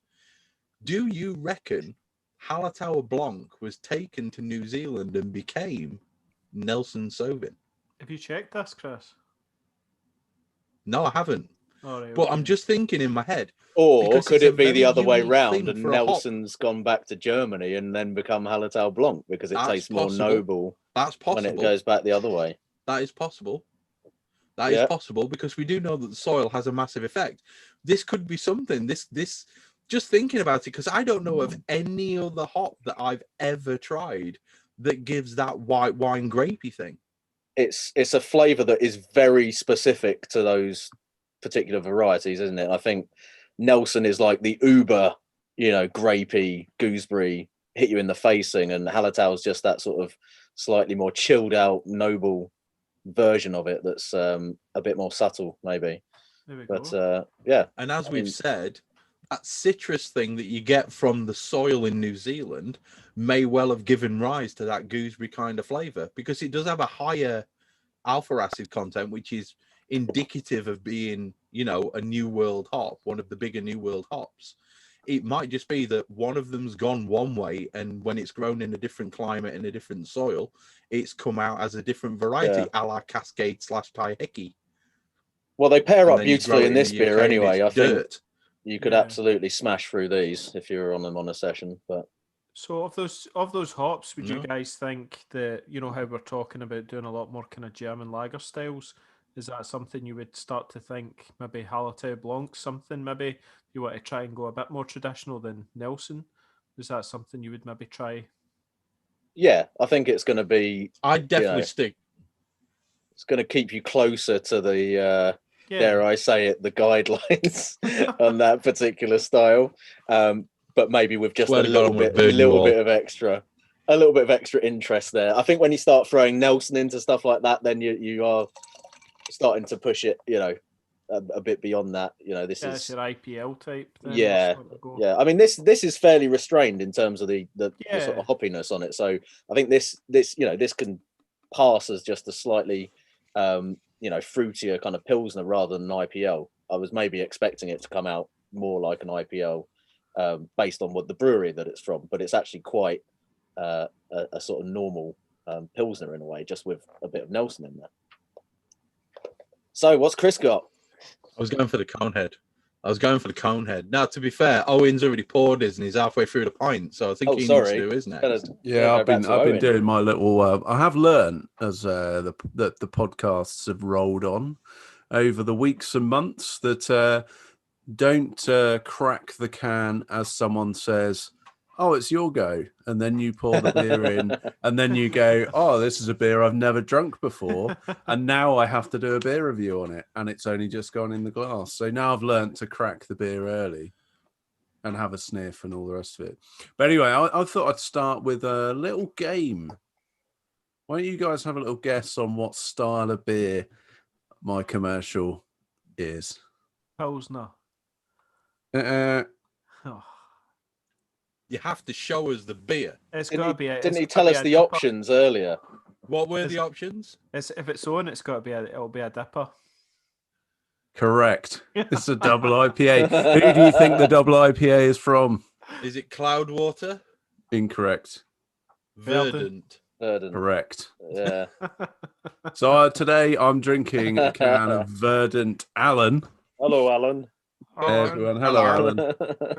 It's a beer. Alan. Sorry. Alan's the guy with the blue book. He is. And adenoids. He's not actually. He's a pretty cool guy because it's spelled ALLEN. So it's hip. He's a hip Alan. He's got a beard. Yeah, he's a And a hipster ponytail. Alan. You got a man bun. Ponytail. But, as you'd Check expect, shirt. it's a big New England double IPA from Verdant. You know, I'm a bit of a fanboy. I've got an eyelash in it, which obviously adds extra flavour. And you know, it's quite boozy actually for double IPA. I'm not gonna lie, it's got a little hint of booze to it, but it's dank, but in a restrained way that balances out, I would say, with the cleaner, more tropical vibes going on. That has got some Nelson Sauvin in it. So the hops are Simcoe, Citra, Mosaic, and Nelson. It's an 8% double IPA in Verdant style. You're getting some lychee. I'm getting some lychee. I'm getting some almost like overripe pear. You're getting then all your typical kind of tropical things going on, which you'd expect from Citra Mosaic. Hold on, I'm just gonna get the other wank socket. Oh, you got the Arctic wank socket out. The winter one. The winter one, the fluffy winter Arctic thermal wank sock. I don't know where my baby wipes are. Chris has lost his baby wipes. It's Gonna be a it's messy use some one. for tissue. anyone listening in the podcast. Was it a dead cat? One of the big fluffy ones for a. Is that a shotgun mic? Best kind of cat, that. Yep. The shotgun mic wanks up. No, the dead cat. Anyway, so you're rating this one, Owen. I can see I you're am. deep I'm in liking this. pondering. I'm getting a little bit. I'm getting a little bit of sort of like citrus rind up front. The carbonation is on point. The body is amazing. I've still got an eyelash in it. It's everything you would expect from a good double IPA. There's a little bit of warmth in the back, which, in fairness, it's either I've gotten used to drinking double IPAs, or breweries have gotten very good at brewing double IPAs. That they hide their strength very well. And yeah, it's a real beauty. I am enjoying this very, very much, as you would expect, because I love a double IPA. You do. Rank it out of 10 for us, bud. I'm going to give it a solid 8.8. An 8.8. That's decent. And in fairness, this is a critical scale. I'm critical with my rating. But if I was to rate it on the tricky, there's a lot going on there scale, I would say it's probably a 9.5. There is a lot going on in this beer. Oh, that's what you want. You need a nice complexity for your dippers, don't you? Otherwise, it's just hop burn and alcohol burn, and you don't want that. You want some complexity. So, Owen has done his dipper, which, to be fair, I've just come to expect out of every single podcast that we do. And I have a can of Verdant's Pilsner. Nice. Which I have to say, I had a can of this last night whilst I was watching TV with the missus. And oh my, I ordered 12 cans from Verdant, and I'm kind of wishing I just ordered all 12 of this Pilsner, because this is a fantastic beer. It's really, really good. Nelson is all that's listed as being in it. So it just says hops Nelson Sauvin. It's 4.9% Southern Hemisphere Pilsner. It's got water, barley, wheat, hops, and yeast, which is outstanding as far as I'm concerned. It's a no pant beer. There's no pants involved. The artwork on the can I find interesting in a kind of geodesic, abstract kind of way, but the beer is crystal clear. Yeah. I mean, look at that. Even got the cone head going off. Cone head. Absolutely love this beer. Love it. So much so that I had a can yesterday. I'm having a can now, and I've got another can in the fridge for when I go back into the house. This is an absolute banger. It is crisp. It is clean. There's a wonderful grape. There's a wonderful gooseberry. There's an almost lime kind of flavor coming from it, which me and Tricky have spoken about. But this is an absolute banger. I'm loving this beer so much. In fact, so much that I bought a kilo of Nelson Sauvin so that I can try and make a Pilsner like this. It's a brilliant, brilliant beer. And anybody who's not had this, get onto Verdant's website and get some bought, because it's a banger, an absolute banger. You should message them and see if they'll give you the recipe. Yeah, I doubt that's ever going to happen. Ever. It's Verdant, for God's sake. And I wouldn't be able to understand them even if I'd have to email them, because if I talk to them, they'd be all yokely and no, I can't do that. Oh, dear. Can't do it. It's Cornwall, mate. It's a different language. Just tell them, was there a spike? Yeah, Was there a spike in sales after the podcast went up? And they'll be like, oh yeah, there was a funny spike. We sold 1,500 cans of that Pilsner. And you'll be like, that was me gonna give the recipe. You owe me 750 cans then. It's an absolute banger. It really is. I've not had a Pilsner this good for quite a while. It's incredible. To be putting it perfectly honest, it is incredible. So I love it. Nice. Commercial break done? Yep. That's done. Yep. Boil gadgets then. Can we draw a line under that one? The line is Boil gadgets. Boil gadgets. I'd like to try it. Okay. It's great, mate. You should get yourself some. Boil gadget. So we've got in here. It just felt like an abrupt end. That it felt abrupt, but anyway, hop basket, hop spider. Hop spiders for me are just an absolute necessity, especially with my system. I've got all sorts of crap going up in the bottom of my. I'm saying for me, guys. All right, there's no need to be shaking your heads in a disapproving manner. I've not told you that your kids are ugly. All right, calm down. It's fine. You're entitled to your opinion, even if it's wrong. Carry on. Look at your beard. So a hop spider for me, basically, because I've got two thermoprobes and I've got a whirlpool connection and I've got an element in the bottom of my kettle, I can't whirlpool as effectively as some other people can to get that nice cone in the middle and then transfer off. I was going to say, why So even what bother I with a have to whirlpool? Why bother a whirlpool if you're just sticking it in the hot basket spider? Because it still moves wort over it You could and put it aids with the through. chilling process. Yeah, that's true. And it Oh. aids with the chilling You're process, right. which is why I've got one. So for me, a hop spider is a requirement because I don't end up with loads of hops going straight into my fermenter because I've got lots of stuff in the bottom of my kettle, so the whirlpool doesn't work as efficiently as people who've got essentially nothing in the bottom of their kettle.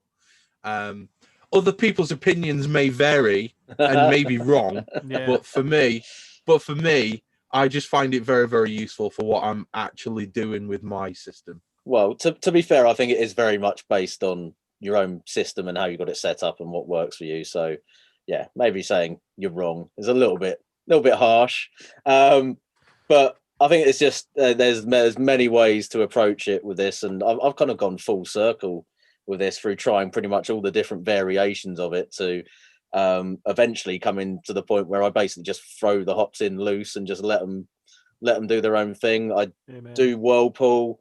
The whirlpool isn't doesn't collect everything in the center, but I do end up usually with the majority of the hops in the middle of the kettle at the end.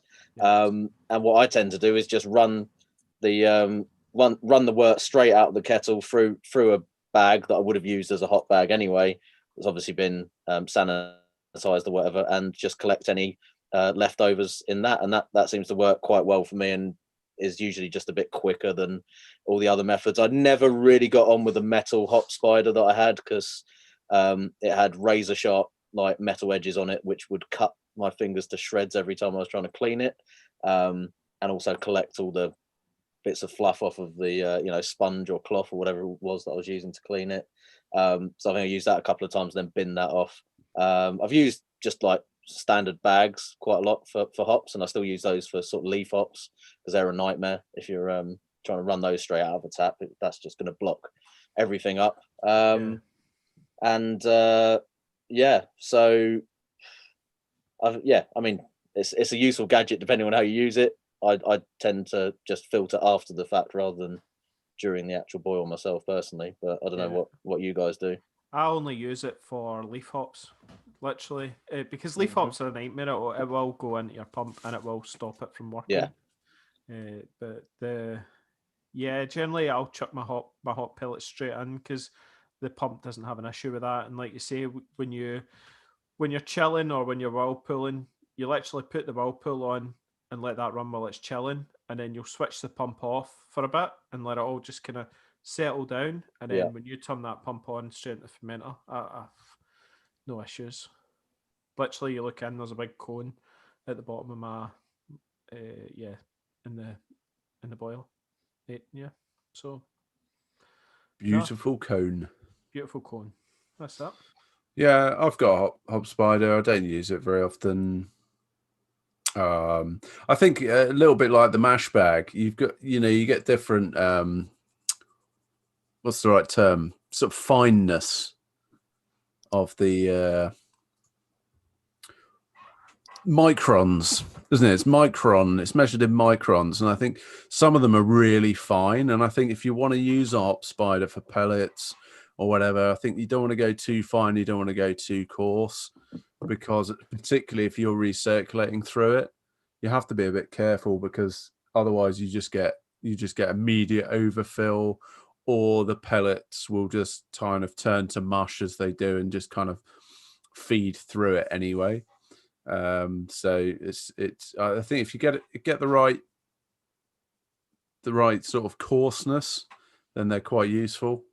But otherwise, personally, I think just get a decent pump that can handle pellet hops. Yeah. Mine can handle pellet hops. I just prefer not to have them in my fermenter. Personal Yeah, opinion. that's fair enough. So I think by talking about hop spiders, we've actually covered Whirlpool and we've actually covered pumps quite well. Obviously, in order to use a Whirlpool, you're going to need a pump. There are different kinds of pump. There are the little 12-volt ones, which you can use, which, they'll do the job. And then there's the Riptide, which will basically lift your house off the floor if you give it half a chance.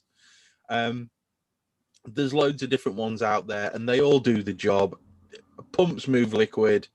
The Whirlpool gives you a nice cone in the center. It's one of them things. You're going to be able to use those.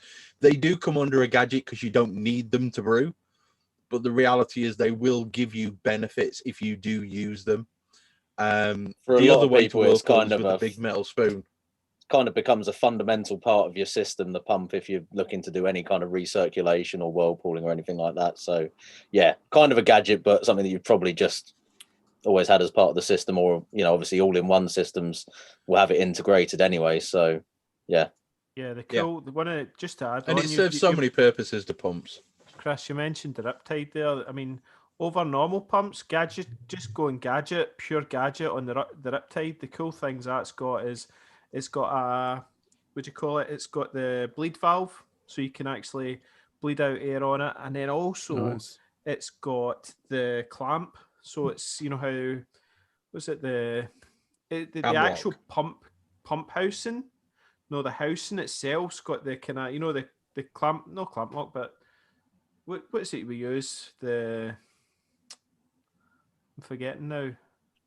You know what I mean? But you use on your sanitary fittings and stuff like that with a butterfly valve. You want a tri-clamp. Tri-clamp. It's got a big tri-clamp. So if it does get hop debris in it during the brew day, it's super quick to just take that tri-clamp off, pull off the head, give it a quick clean and put it back on. Whereas the one I've got, which is I think it's one of the Chinese ones, the MP20, you have to undo all the screws, which takes forever. It's a pain in the arse, and then clean it up and then put it back on.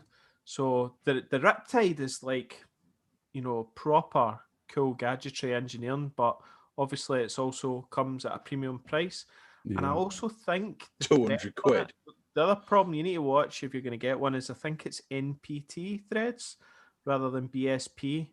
So when you're buying your cam lock fittings onto that, I think you need to make sure you get NPT cam lock thread on your, basically whatever fitting you put onto that. You need to. Well, isn't it British versus American? American's NPT, isn't it? Yeah.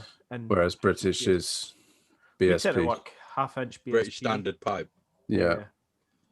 British standard pipe. I think is next thing on the list for the boiled. No, sorry, go on. No, it's just I think it's the thread. Technical information's always good. Yeah, I think the MPT's got a different thread pitch as well, so I think that's what it is. I'm not sure, but yeah, I've accidentally come across mismatched MPT and BSP fittings before, and it's a fucking ball ache because you just end up with leaks pissing out all over the place, and it's tightened up as much as you can get it, and it's not working. Only so much Teflon tape can help you. Exactly, plumber's tape can only save you so far. That's it. It is wonderful stuff, though. I never have less than 5 reels of it in the house. I just nick it all off my brother. The next thing that's on the list, I think, is a true gadget, because whether or not it is a requirement, I don't think it's a requirement. I also don't think any of us have one. Hands up if you've got a hop rocket. Negative. Sounds like a sex toy. It really does. But the hop rocket, essentially you pack it full of hops, you pump your wort through, and it extracts the oils and pumps them to wherever you want them pumped to. Big breweries use them to, like hop hop burst and Hop stuff like back. that. Is it a hop back? Is that what you call it? Hop back? Yeah, hop back. There's yeah. a hop. I don't think. Are they the same thing? A hop back Yeah, and a the hop rocket? Are they hop same thing? rocket is technically the Blickman version of a hop back. Yeah. Yeah, that's their brand Brand name. yeah. Okay. Well, we're not using brand names, so we'll use hop back because we're not giving Blickman any kind of exposure because they've never given us anything. Yeah. So Yet. if you want exposure, Blickman, we'd be welcome to a send us conversation, one. Blickman. Yeah, we're quite happy to test out the hop rocket. Happy to do a review, Blickman. Yeah, absolutely.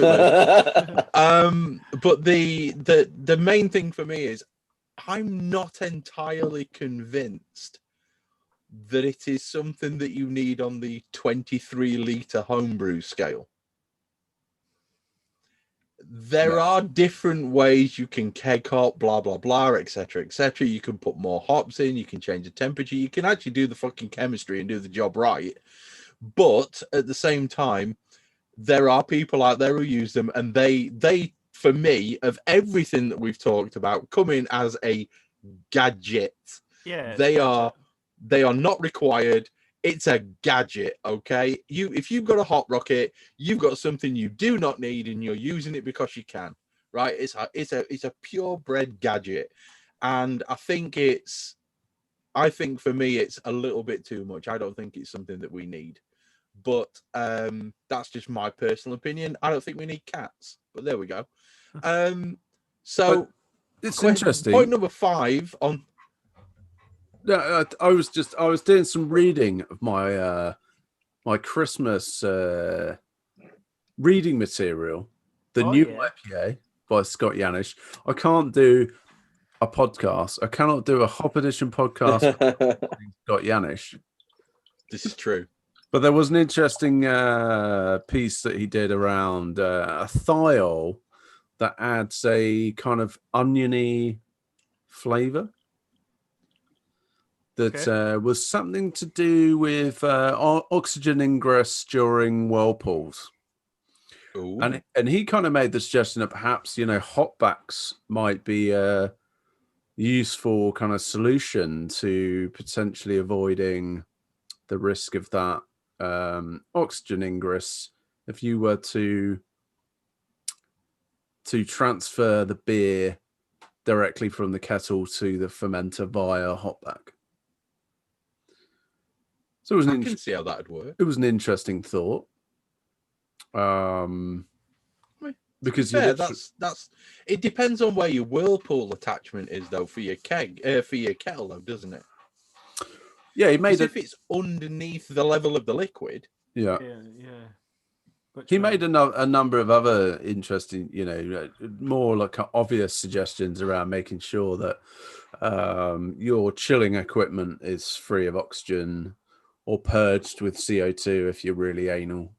And doing that 15 minutes before the boil ends so that actually you will boil off any potential oxygen in the wort within that period. So that's all I had to say about hopbacks was that I read something about them recently that actually had an application. Yeah, that's good. Or not that I'm that bothered about the onion thing.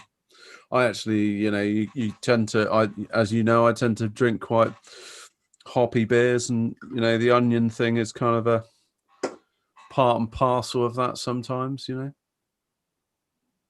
Cool. Fair point. Who doesn't like an onion beer?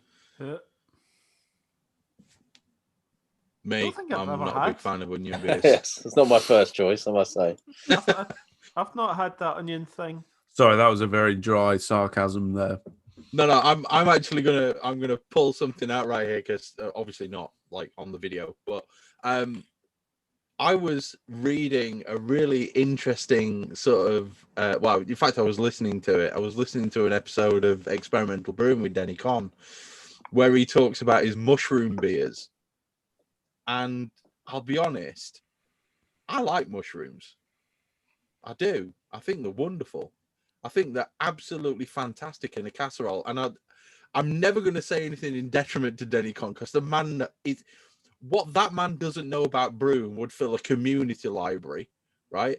what I don't know about brewing would fill several fucking city centre libraries. Okay, so the man clearly knows more than me, but it's gonna be a difficult one to talk about, mushrooms in beers and onions in beers and stuff like that. So yeah, we don't have the time for that in this podcast. We need to move on. I'm just going to shut up.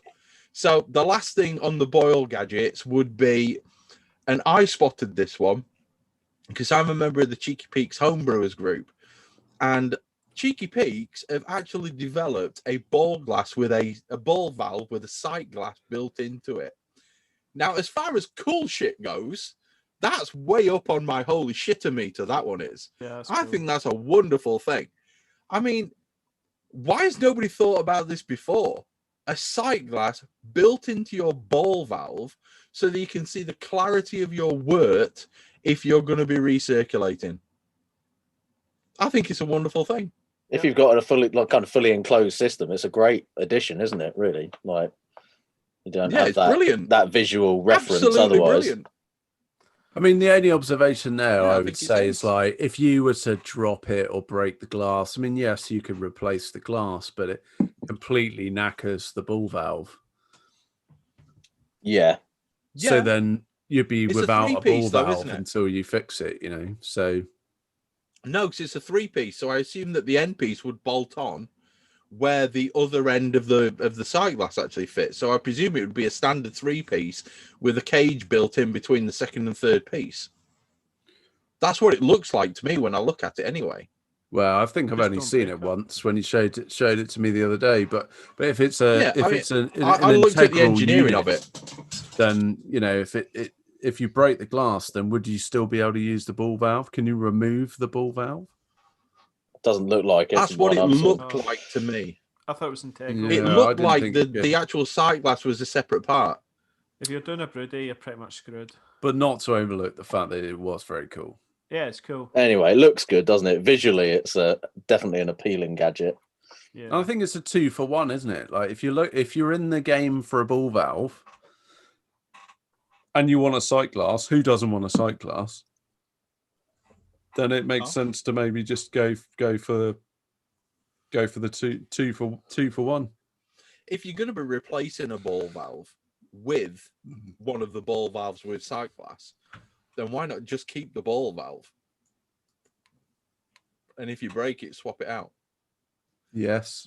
Anyway, moving on. Problem solved. Fermentation. We're into the fermentation. We're definitely into fermentation. So this is one where there's going to be some slating of a certain product. So let's get the good ones out of the line first. The tilt. Andy's got a tilt. I love it. And Andy loves his tilt. Literally, I was just looking at it there. The Munich Kelly's I brewed today. It was at 10:49 and it's currently now sitting at 10:45. So I know fermentation's kicked off and it's going rapid, which is all good. And it's sitting at 12 degrees at the moment, so happy days. Do you know what? I reckon tilts and the associated other products that we're going to talk about, this is pretty much the definition of a brewing gadget, isn't it? Because it does this kind of cool thing that you never realized you needed until they were basically created. And do you actually need them? Probably not, but it does give you a really awesome way to monitor your fermentation. It's an unnecessary gadget, isn't it? It's like, why is it useful? It's like it gives you a nice graph. You can while away some time looking at your graph. You can check your fermentation progress whilst at work. Do you want to know? Because we know we all need to do that, don't we? That's exactly. I set the firm fridge to 11.5, and I was like, that's strange how it's at 12, maybe 12.8. I opened up the fridge. The bloody fridge wasn't on. It's pre-rising, so I was like, quick, get the fridge on. Oh yeah, it was useful for finding that out before it became a problem. Strange. Before it hit 18 degrees or something silly. But personally, this is the thing, isn't it? Personally, for me, like they're useful for just establishing the final gravity, the stability off the gravity, or indicating if you had like a stalled fermentation. It saves you having to go out to the brew shed, take a sample, do the check, all of that kind of stuff. And but is it worth 130 quid to buy a tilt? Yes. Yes. No. Best And I'll tell gadget. you I why. love the tilt. Which Wait. See, let me, because I love the tilt. The tilt is amazing. It works for a kicker, right? And everyone says, oh, but it's not accurate. Hey, it tells me when my fermentation's kicked off, whereabouts it is in the fermentation, and when it's starting to come to an end. So if you're one of these kind of people who go, oh, I'm just going to chuck it in there for 2 weeks and it's done when I get back to it, right? Fine. But I'm more like, it's done in 3 days. Now I can put my, I can basically knock the temperature up from 18 to 21 or whatever, or in a lager sense, I can go from the 12 degrees up to the 16 degrees. I can do my diacetyl rests pretty much at the right points. It's a lot, and then it means I can turn my beers around a lot quicker than normal. And I've only got one fermentation chamber. I've got one main fermenter that I like using. I've got other ones, but I prefer to use the Chronicle, and that frees it up for me for another brew day, which that's key for me. And I like to see that when things maybe aren't going right. So if it's stalled or something, then I can go and check it before it gets, there's things I can do. We've talked about biohacks and all sorts of other things, so that there's tricks up the sleeve that you can do. And the tilt just gives me that clear picture of what's going on in that fermenter. That's the downside to the tilt, however, is unless you have a Bluetooth source somewhere near it for it to connect up to, it's pretty much a pointless chunk of plastic in a fucking tube doing nothing. Raspberry That's Pi, what it is. It's all right. You just chuck a Raspberry Pi wireless in with a tilt. Okay, app. so your £130 fermentation tracker suddenly cost you 190. Well, I think I paid 110 because I managed to get it on a discount at one point. But this is the point that I'm making, okay? And Whereas it's £15 for a Raspberry Pi wireless, right? And but my point is for the SD card. Okay, so 8 quid. Okay. So we're currently at 23. So you're at 145 quid. It's Whereas freaking awesome. I'm not disagreeing that the actual principle gadget. of the product is Favorite awesome. Andy, I'm not arguing with you. I'm agreeing with you that the principle of the product is amazing. The issue that I have with the tilt, and the reason why I don't own one, is because they've only put fucking Bluetooth in it. Okay? An actual Wi-Fi chip to replace that fucking Bluetooth chip is cheaper. So why haven't they done it? Put fucking Wi-Fi in it. Then I can connect it up to my wireless access point, and all of a sudden I can see it anywhere in the world. Well, I can be on holiday in Barbados. I do have that. So yeah, I can still see it anywhere in the world. And then I've got my wireless. You've got your Inkbird fermentation, but only because you've hacked it, like wireless, from the original. And you can change. Look, spec, there it is. Right? I can change the temp of my firm fridge based on the results of my tilt. Anywhere. If I'm in Glasgow in the office. Yeah. But this is the point, Andy. This is what I'm trying to say. Love it. Unless you've got some method of piggybacking the Bluetooth signal into an actual usable signal, which you can see wherever you are. Because if I've got an iTilt and it's in my fermentation fridge down here in the shed, I'd have to leave my PC on and hope to God that the Bluetooth connection doesn't shit itself, which, let's face it, Bluetooth does quite a lot. Then all of a sudden, I can't see it. I don't know where I'm at. And it's wonderful. Yes, you've got a funky colored graph on your phone. Well done. Awesome. But the point is, I can get the same thing with an iSpindle, which will integrate into Brewfather through a standard wireless connection. I'm sure it does, but only because you put a Pi in there. Which is awesome. Pies are awesome. Excellent. So you've paid 150 quid for something that I paid 30 quid for. But this is a spindle. Okay, so it's the same. It's the same thing. The two of them are the same gadget. But mine's Wi-Fi enabled and yours ain't. But I think the key. That's the issue that I have with it. I don't know. The key difference for me, like, just sell this argument, Owen. Come on. I've got iSpindles, but they're not super robust. They're really tricky to, like, if you try and build one, they're a fucking nightmare. If you Are they? buy Are a they? Fucking 10 pre-built minute one, job. it's not. And then you've got to program it, and you've got to know what you're doing. If you're a Chris Millington, I think you're all right. But for the majority of people that are not, that tech savvy or whatever, then the Tilt is a good product because it's plug and play, and I've got eye spindles. I've pretty much stopped using them because they're a bit finicky.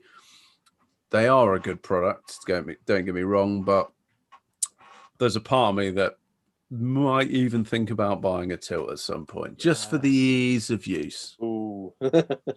I'm just saying. To settle this argument, okay, to settle my little rant, if the people who make the Tilt actually listen to this podcast, okay, if you build and produce a Wi-Fi enabled version of the Tilt, literally take the Bluetooth chip off, put a Wi-Fi chip on. That's all you have to do. Rewrite the code so anywhere it references Bluetooth, it references Wi-Fi. It's a fucking 2-hour job. It really is not that difficult coding wise. Okay, Right. Build one of them. I will buy one. Until on. such time as it is Wi-Fi enabled, you can shove it up your ass like a suppository. Okay, because it's 150 quid for me to get that to work. What's the power usage? Is it the case that Bluetooth uses less power than Wi-Fi? Because Wi-Fi has to go you just a much further distance, whereas the Bluetooth is a shorter distance. Well, no, is it a case not true at all. I'm just wondering why it's not. It will be a power thing.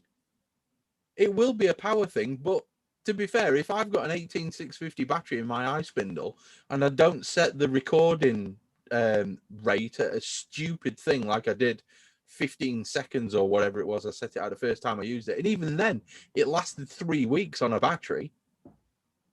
The point is, if they make it Wi-Fi, I will buy one until such time as I don't have to build a PC to be able to see what my iTilt is doing. I'm never going to buy one. It's a Raspberry Pi wireless. It is literally the cheapest thing ever, and it just that then hooks to the Wi-Fi. But I have to buy it on top of 110 quid iTilt. And it's easy. Or Tilt, or whatever it's called. And it's a cracking. Is setting that up beyond a lot of your average users as well, though?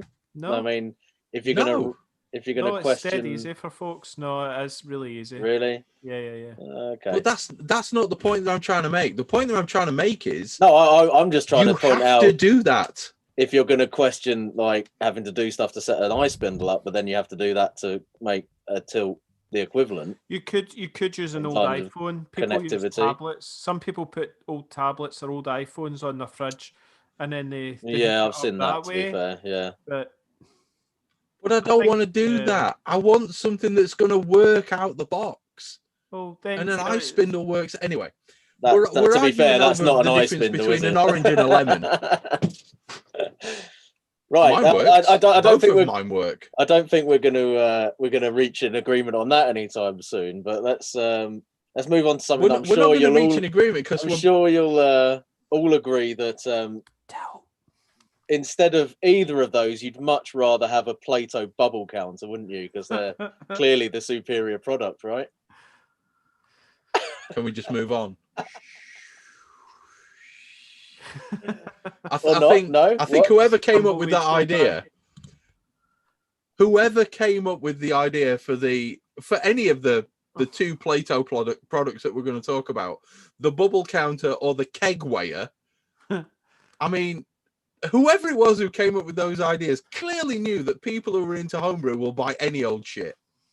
Well, some people, because both of those products are bollocks. They're bollocks. Oh, I've got a fucking airlock that will count the bubbles that's coming out of my thing. Excellent. As long as your fermenter seals properly. Chris, really? That's what they came up with. Who is it that approves of the bubble counter? Who is the top homebrewer? I don't know. Does he have extremely hairy arms? Oh, we're talking about Plato. Amazing. Yep. I don't know. I fell asleep, I think, before he got to his conclusion. So I fall asleep within 2 minutes. But hello. I just think that the people that came up with that idea clearly knew that there are homebrewers out there who will spend money on utter shit. Because if you have to have an airlock that counts fucking bubbles, then there's something wrong with you. There is. You need to step back, give yourself a slap. I can't see any advantage to that product in any way, shape, or form. That is a frivolous gadget. That's something that you don't actually need to buy, but you're going to buy it anyway. By all accounts, they don't actually work, keg... though, do they? Either of them seem to have massive issues in terms of, you know, actually being able to get them to work properly and connecting up to stuff.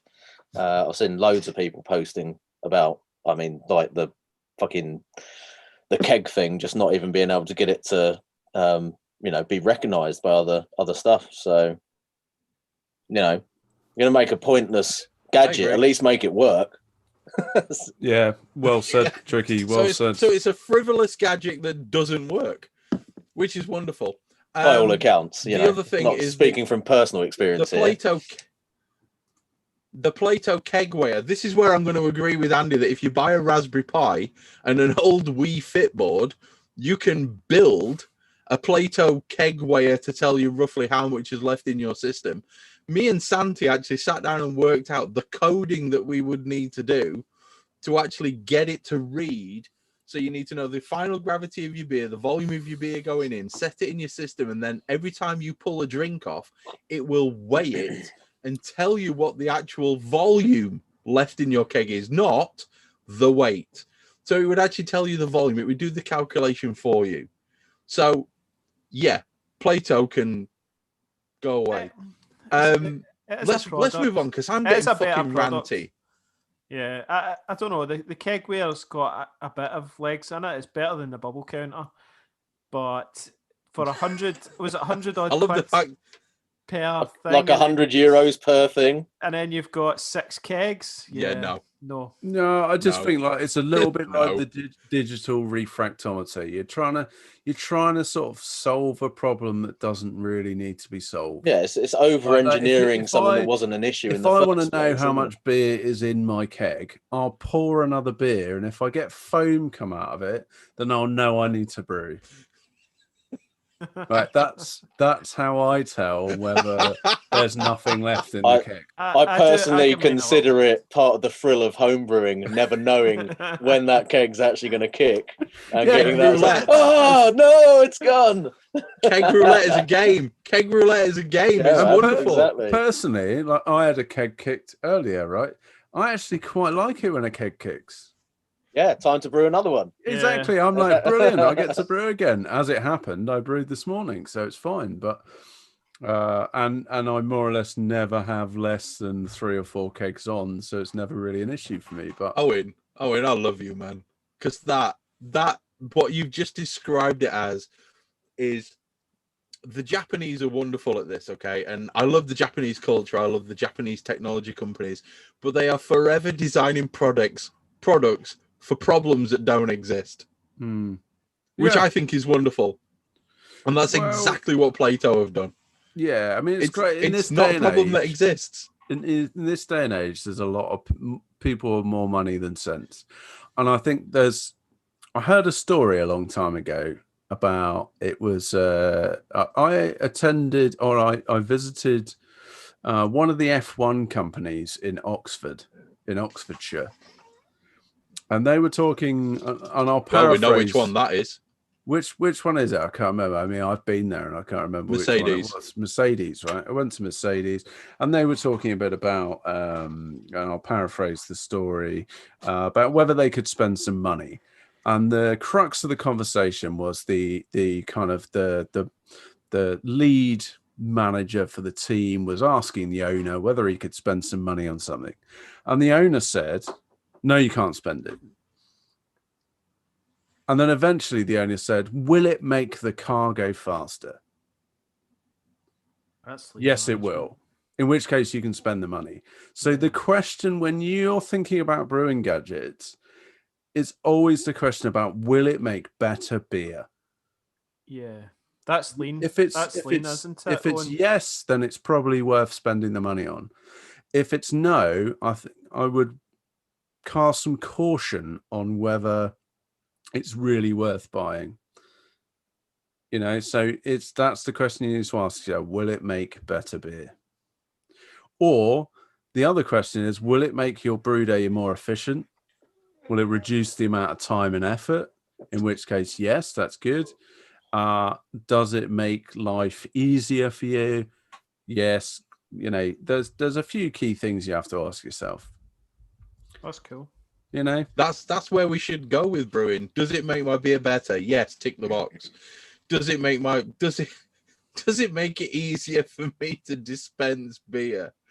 No. Fuck it off then. Let's move on.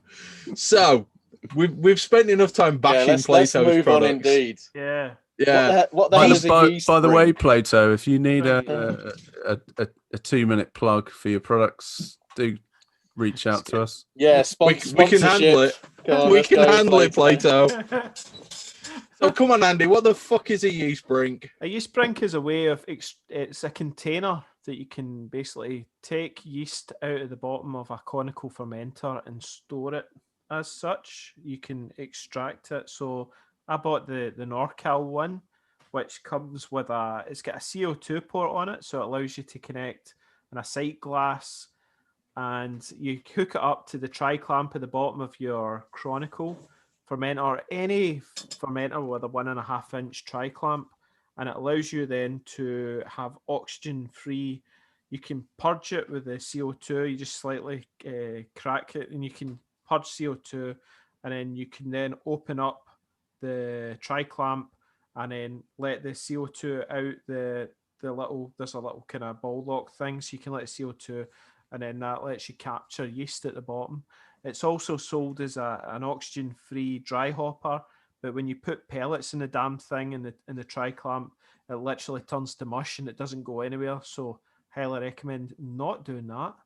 The other really, really cool thing you can do with it is hook CO2 up to it at the bottom, and then it lets you rouse your fermenter. So if you're doing big NEPAs and stuff like that, all the rage is to blow CO2 in through the bottom of the cone, which then brings the hops back into suspension. So I can do that as well. So it's a cool gadget, but it's a lot of money. And one of the things that was sold on it was the oxygen-free dry hopping wasn't really there. It's great for yeast brink. It's great for injecting CO2 in the cone. And when I'm dry hopping now, what I do is I just hook up the CO2 and blow the CO2 up through, so I'm getting positive pressure in the fermenter, and then I can then chuck my hops in through the top of the tri-clamp, and I've got a dishwasher salt thing that you add salt into your dishwasher funnel. Well, that fits perfect in that 1.5 tri-clamp. So I just put that on and then just pour the hops in, my dry hop, whilst I'm putting CO2. So yeah, that's the yeast brink. Yeast brink itself it captures yeast. So I do when I've got my kind of wet yeast, I'll take samples off that and then put it in my Uncle Ben's jam jars that are all sanitized. So you love Uncle Ben's. So sorry, Chris, what did you say? So a yeast brink is what Owen's got on the bottom of his Firmzilla Mark 1, yeah? Yes. Pretty much, yeah. Okay. I would say that's a yeast brink. And how much did you pay for yours? Oh God, I don't know, 200 quid or something stupid. So twice as much as what Owen paid for his entire fermenter. It's free delivery from the malt miller. So you're like ice spindles, and you like things that are really expensive that do the job that you could buy a product in its entirety to do. Yeah. I think this is where that, and I will quote, sweet wedding money has made you a little frivolous.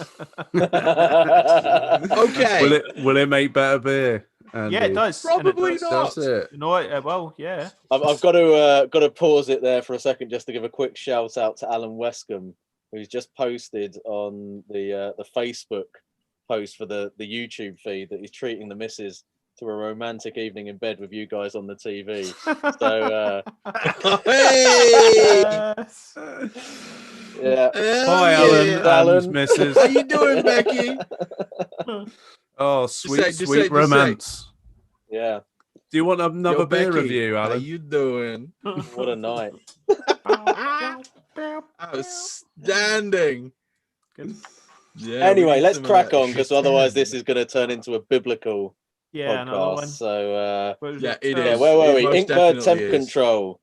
I mean, do we Yeah. need to say much about Inkbirds? Because most people either have them or at least know of them nowadays. But Yeah, but the We wireless don't, and the one- only reason that the wireless is a game changer now. yeah, the only reason why I said it was because Santi, up until the point where he had an eye spindle, and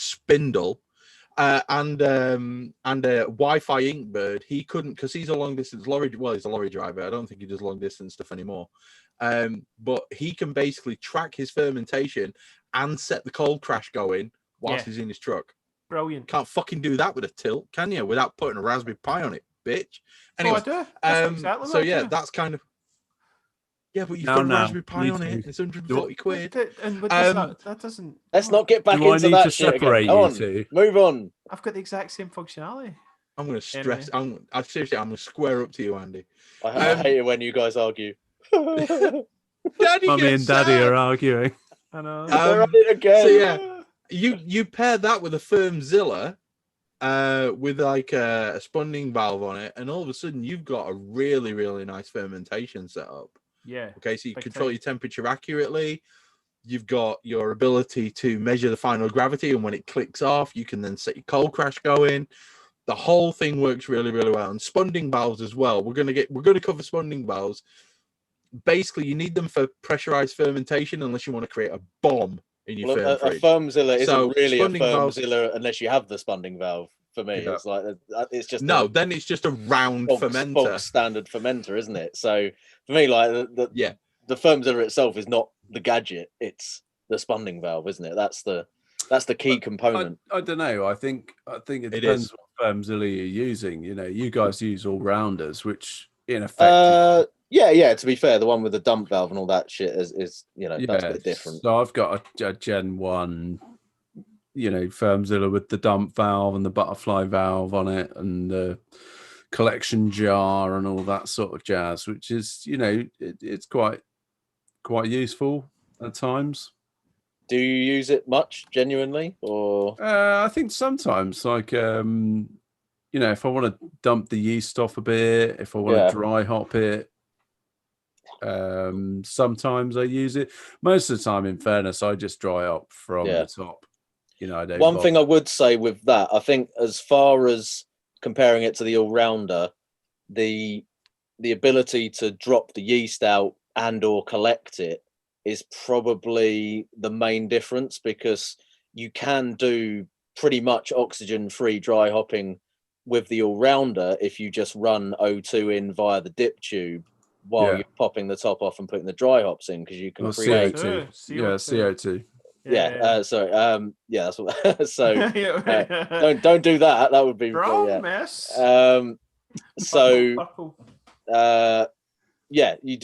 You do that, and then you create positive pressure, kind of like bubbling up the CO2 through the brink or whatever. Same sort of idea. Yeah, or even if you just like take the lid off, chuck them in, and then just purge it. That as well. I mean, the PRV. You've got to be talking about a fairly minuscule difference in terms of oxygen exposure either way, but you can certainly create an environment where there's CO2 basically coming out the top as you drop the hops in, and I can't really see much difference between purging the dry hops in a capsule and then releasing them up into it versus doing that. It's just hitting the work from a different end. And I think I would agree. Like I think the Gen 1 Firmzilla that I've got is probably over engineered. I think there's too many parts that can kind of are difficult to maintain and stuff like that compared to the all-rounder. But the all-rounder actually came out after the original Firmzilla came out, and I think when I come to replace my Firmzilla now, I will just buy an all-rounder. It's a big fuck off unit as well, isn't it? Like it's you quite don't tall. have much. Well, you can't fit that in a standard fridge, can you? You've got to have a larder fridge. No. You have to have a big larder fridge. Yeah. And I know it's still a bit of a squeeze for the all-rounder, but I know people have managed to sort of fudge it into a under counter fridge in some cases. To be fair, I think the Gen 1 that Owen's got, which I had as well, I think that if they'd have made the stand like 5 inches shorter, I think that it would have worked perfectly fine if they'd have just made the stand slightly shorter, and it would have fit in. You know, you'd still needed a larder fridge, but you wouldn't have needed a full size larder fridge. You could have got away with a MIDI larder fridge, for want of a better term. I do think that they made an issue with their over engineering of that one, to be perfectly honest. But it is a wonderful system, and I still miss my Gen 1 FermZilla because I think it was a wonderful thing. I'm not so sure about the whole. I don't know whether you've covered this while I was off having a lash, but the actual using the brink at the bottom of the collection cup to put your dry hop in. Yeah. Because there was talk about using it to purge CO2 through your dry hops and stuff. I don't think that was ever going to be a winner. No, it doesn't. To be honest, I don't think work. that you can purge it. But it does work actually, as far as Andy's goes. Yeah. No, go on, Chris. Sorry. It does work as far as Andy's idea goes of being able to open that butterfly and basically drop the beer onto the dry hop and then force CO2 through to force it to basically, you know, rise up through gaseous pressure, so you can get the pellets to kind of do a little bit of a mushroomy whirlpool, swingy kind of thing. Does it work? You can do that. Does it work, or is it a bit crap? Yes, it does work with that. I've done it with that. With the FermZilla, you can attach like ball lock valve, like a ball lock disconnects to the collection cup, so you can purge it. You can purge it of oxygen with CO2, but the problem is if you put too much pressure on it, what it does is it compacts the dry hop right to the bottom of the cup. So when you do eventually open it, what ends up happening is not all of it fires up into the beer. Yeah, so you're better putting it through the top. Yeah, so it's good. It's conceptually it's a good idea. Logistically or practically, it just doesn't really quite work as well as it could do. Also, collecting the yeast is a pretty messy job, in my experience. Big time. Big time. And it is a useful thing to do, but only really if you're doing a style that's not got too many contaminants in it, too much hops, too much whatever, you know. So if you're doing like a German style, for instance, that doesn't have dry hops in it or whatever, or big whirlpool additions, then you might get away with collecting the yeast from it. But and you can drop the yeast before you dry hop. Yeah. So you collect the yeast before you dry hop, and then that's you still got that yeast. The issue that I had with the Gen 1. Sorry, what I'm saying is even if you've added like big whirlpool hops, for example, there's still a reasonable amount of hop matter in there that might be interfering with the yeast. But you know, let's say there are quite a few styles that you could collect the yeast and reuse from. Definitely. You know, so I'm not saying that's a total write-off, but it's semi-useful is all I'll say. Semi-useful, a little bit flawed. Yeah. The one issue that I always had was essentially when you cold crash with the Gen 1, and I don't know if you actually experienced this, Owen, and it's a big thing because we're labeling this as a gadget, okay? And it is technically a gadget, but it has such a massive downside that I couldn't bring myself to use it for this particular purpose. Was if you want to drop your yeast into the bottom, that's absolutely fine. But if you're pressurizing it, you're going to blow that seal in a heartbeat, right? The cup can literally fire off the bottom of the FermZilla if you've not got it locked on tight enough. And also, when I found that I cold crashed on that system, the shrinking of the plastic and the seals, because the seals and the actual HDPE, different materials, so they contract at different rates. So I used to end up with leaking through and past the seal into the cup at the bottom, which was an issue for me. You know, it's the main reason why I got rid of the thing. If you cold crash for anything more than 48 hours at 1 degree C, all of a sudden you've got beer in that cup at the bottom. That's an issue. That's something that I couldn't deal with. I've not experienced that actually. So there. I have found you obviously have to provide continuous pressure, or at least updates to the pressure when you're cold crashing, obviously because of the temperature differentials and the, otherwise what it does is just create a vacuum and kind of sucks it.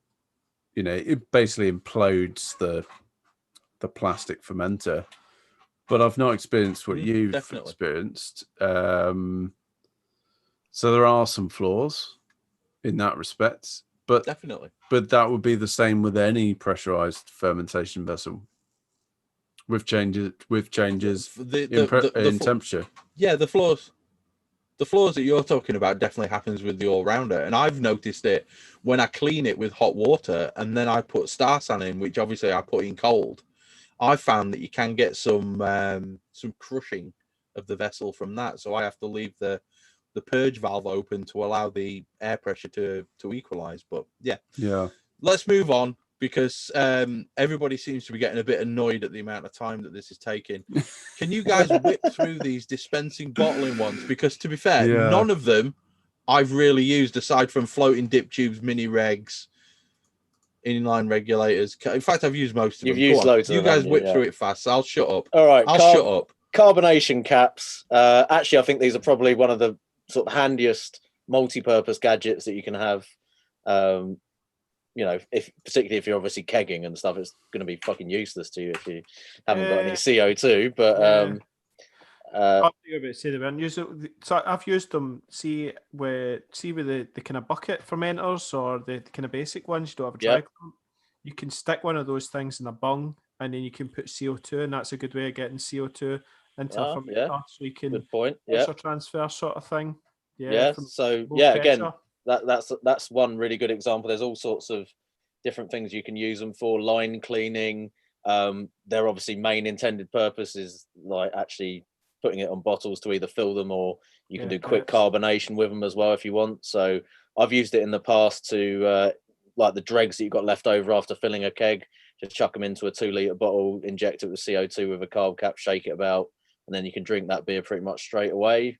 Quick carb. What else can you do with them? Just generally useful for sort of an interface for transferring beer to different places, or like I said, line cleaning, that sort of stuff. So multi-purpose tool that once you get into kind of kegging and using CO2 for forced carbonation, you'll just find it really useful to have probably a couple of those knocking around in the brewery for doing those sorts of jobs. So it's not the fastest method for certainly doing bottling, because you do have to kind of unscrew it, screw it back on, purge, blah blah blah blah blah, which neatly segues into one of the newer gadgets on the list, which none of us have, but I think a couple of us are potentially eyeing up as a purchase in the future, which is the Bowl iTap bottler, which is like a kind of integrated tap bottler. Oh, hello. Owen's got something a little bit tasty there. That's thrown me right off track there. But this new I thought it was new bottling tap, which you can get different fittings for to do glass or PET bottles or even flip top bottles. Apparently, looks really good. I don't know. Is anyone else looking at that as a I think purchase? Like if you're big into beer mail, if you're big into like bottling beers, then it looks like a great solution. Or sending them off for competitions as well. Make sure you're following the BJCP guidelines there. consult Andy's wall because last thing you want to do is upset a BJCP judge. But no, I think they look really useful just from ease of use to be able to just easily bottle a keg of beer. Because I find whenever you bottle, it's just foam city. It doesn't matter what you use; it's just foam city. There's a lot of mess and a lot of waste. Yeah. And from the videos I've seen of people demonstrating those ones so far, they look like they kind of have that problem cracked. Nice. And it looks like it probably creates a situation where you're pretty much eliminating any chance of oxygen getting in there as well. So it looks like and it is expensive, but it looks like, as far as gadget goes, something that does the job, does it quickly and works well. So following on from that, filters, bouncers. I've got a bouncer filter. There we go. I do use mine quite a bit for hoppy beers, but not generally anything that isn't dry hopped. I've never used it as a filter as such to try and clarify a beer. I've only ever used it to just try and remove any, hop debris that's in there when I'm transferring off a dry hopped beer. So I don't know. Is it the bouncer you've got? Yeah. What colour filter is it you've put in it? It's the middle one that I tend to use. Yeah. Right. Okay. I've got the white one, which I think sometimes it can get the yeast as well a little bit. Right. So you do find like there's some yeast. Yeah. It's like the chunky stuff that sometimes comes through. Mm-hmm. It can capture that. What I would say with that, because again, it's not the cheapest gadget. No, it's not. But it's at good. all. But it does work, and I think particularly for kegging, again, if you're kegging hoppy beers, it's a worthwhile investment because you can avoid the absolute headache that is blocked. What do you call it? Posts and tubes and stuff on the kegs, which if you're going to the effort of trying to minimize oxygen contact and then you have to literally unscrew everything on a keg and just open the whole thing up, but you've kind of ruined that whole process. I guess you must have to be careful with purging them with CO2 first, though, before you do your transfer. Yeah, that's massively important, I think. I don't know about you, Richard, but what I do is I pressurize my keg. Yeah. So mine's has got a ball lock on it. It's the way mine's works is it's got the hose end for attaching onto the fermenter and then a ball. And what I do is I pressurize the keg and then I'll basically put this on and then it blows all the CO2 through it. So that way it's then the whole system's flush with CO2. I do. And then I hook it on. Pretty much exactly the same thing as you do. As soon as I got it, I just looked at it and was like, if I don't purge this like 100%, it's going to be an oxidation nightmare because there's definitely always going to be like air gaps in the top of it when you're using it, and it's kind of bubbling through a mesh as well. So you look at that and just think if there's oxygen and air in there, it's going to be a nightmare scenario for the hoppy beers especially. I've never had any oxidization through using that. I personally wouldn't. New words. I wouldn't recommend using it if you aren't able to purge it with CO2 personally, because I just think it's gonna, there's definitely the potential there for it to really cause you problems oxidation wise if you can't. Yeah, with certain styles, if anything with oats in it, don't even think about it. But then obviously, like, you probably wouldn't need one of those if you get a floating dip tube, as you get in your Firmzillas generally. So if you as good practice, if you're conducting a cold crash after your fermentation and then using a floating dip tube, so obviously that's where you're drawing off the beer from the top of the vessel. Tricky. Using a dip tube that's only ever so slightly below the surface. No, that's a really good point. Yeah. That actually you don't, generally you're not going to be picking up chunks of yeast. You're not going to be picking up. You've got both. You've got both of those. So have you used the bouncer on your all rounder? I think I've the first couple of times I put it on there, just as a sort of belt and braces approach, and then realised that basically what will happen is if any hops go up that dip tube, it's going to block before you even need to worry about it getting into the keg, because the dip tube on the Firmzilla is so narrow, and you've got a post at the top of the Firmzilla as well, which is also probably going to get clogged up. I found the hops would not make it that far that you'd even need the bouncer. It would just stop flowing at that point anyway. So basically, once you get down to the bottom, and like you said, if you've cold crashed it properly and it's all settled out, you're naturally just going to hit the point where it stops flowing because it starts to pick up the hop debris, and then it's not going to actually get through to the keg anyway.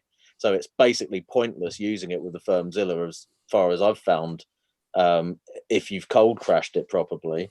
If I'm using the other fermenters where it's like drawing off from a dip tube at the bottom of the fermenter, I will always put it on for those if it's got a dry hop, because it's always going to pull through some debris no matter how hard you cold crash it, because it's just sort of right down there in in the the messy end, basically. Yeah.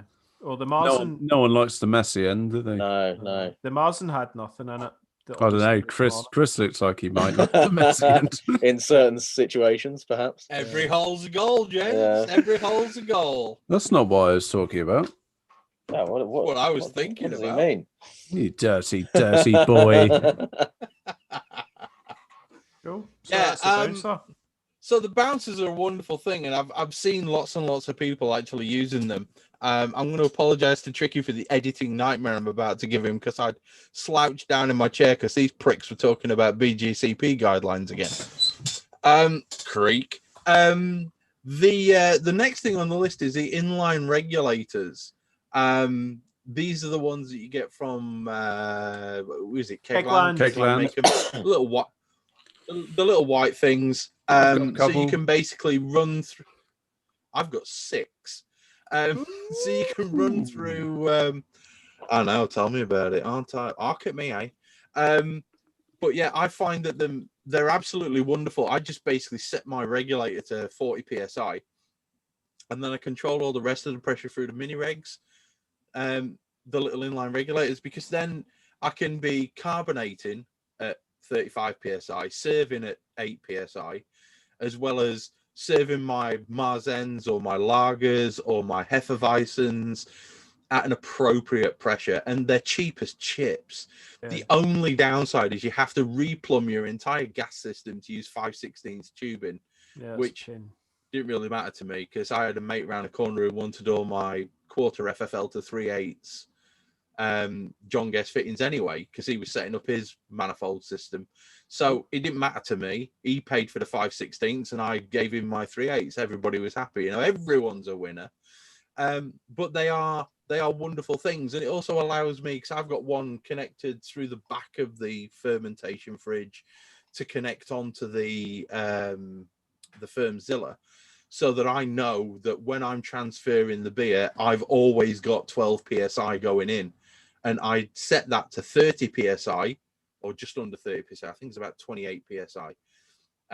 So that I don't activate the, the thing on the top, the pressure release valve. So when it cold crashes, it carbonates at the same time. So it works for me. And they're wonderful little things. They're cheap as chips, about £6-7 delivered. I checked today, obviously you can buy them in this country. I think it was £9 just now it's delivered. So it was £6 and then £3 delivery. From See, a little while ago, I was trying just to get now, hold of some. I was looking And at it today. I was on like AliExpress or whatever, which is where typically you can pick them up on the Keglang page, and they were out of stock. And I checked on eBay, and someone was selling them for, I think, £25 each. And in the end, fucking robbing bastards. Stewie Prince sent me a couple. Yeah, he'd bought a big batch load from China. But I'm glad to see they're kind of back in stock and circulating for a sensible price. I would say if you're looking at them at that kind of marked up price, you know, in the UK or on eBay or whatever, if it's that much, you might as well then look at a proper secondary regulator rather than one of those inline ones. Yeah. When they're at the £10 or less price point, absolutely, I would definitely go down that route. But if if you've got to pay sort of £25-30, you might as well get a proper secondary reg with a through port on it. So then it just makes it easier. You effectively can build your own sort of manifold out of that with those ones, rather than having to split the lines and probably buy a separate manifold as well. So absolutely, I agree. Absolutely, super handy though. Yeah, I mean, they're great little gadgets for just stepping down pressure for different things and stuff like that. And like I say, I can carbonate and serve and have a stout on, have a bitter on, I can have a hefe on, I can have a lager on, all of which require different pressures, and I don't have to worry about the massive cost of buying the secondary rigs. The size of them is fantastic as well, like how compact they are. I don't know if you guys have seen Graham, who was on the live brew day earlier, how he's sort of arranged all his beer lines and stuff in his new kegerator on the door, and he's just got basically a panel behind the door with all the second you inline had regulators on it. Is that a manifold? He put a manifold. Yeah, with with all the levers, manifold. and then But they it's then go into the regulators. super neat, and he's managed to do it all within the door to sort of maintain, all the space excellent. within the fridge for everything else. And a few people earlier were talking about, oh yeah, I'm not bothered about how neat and tidy the inside of the kegerator is, but like I looked at that, I was like, oh yeah, that's good. That's some good work there. Mine I a asked swing question about it as well, Yeah. just because I wanted to try and sort mine out. But yeah, no, it was good. Mine are swinging around inside the kegerator like a 60-year-old's ball sack. They're just all over the shop. Attention to detail, hanging around his key. knees. Yeah, Yeah, don't give a shit. When I pull that tap, if beer comes out, winner. No, the other thing that we've got on the fair enough, yeah. But if the you other do thing want that to make we've got it look on the neat, list is the small mini ones are good. regulators. Go on. Mini Yeah, I don't regs. care. And I've got the small ones as well. But the mini regulators, if you're going to a party, this is the ultimate gadget. Portable beer. You take a mini reg with a soda. Take a soda stream, gas canister, take a mini reg, and basically you are on a winner. I can reach down to my left and grab one, Andy. You got it? Oh. No, I can't actually. It's too far back, and I'm not risking it in my shoulder. But they're a wonderful thing. Basically, I bought mine from the malt miller. I'll be honest. I could have got the same one from China there as well. Oh no, mine's way better than that. Oh, Mine's cool. awesome. That's fucking MacGyver City compared to mine. I got that from Malt Miller. Yeah, please. All right, I'm gonna have to reach back now, aren't I? I got mine from the malt miller, and it is decent. And I've even used it as a main rig, and it does handle a whole amateurs. A full that's the one bottle of CO2 as well. That came after mine.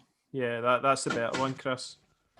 Mine, I love it because when I go to the father-in-law's, because he brews shit, because he's now started doing kits and they're all shit with like an inch of trouble in the bottom.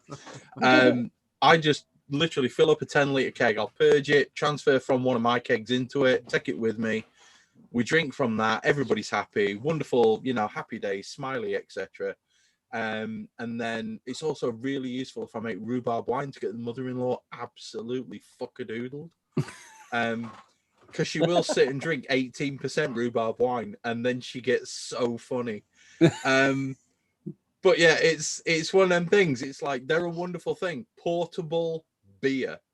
What more could you ask for than portable beer?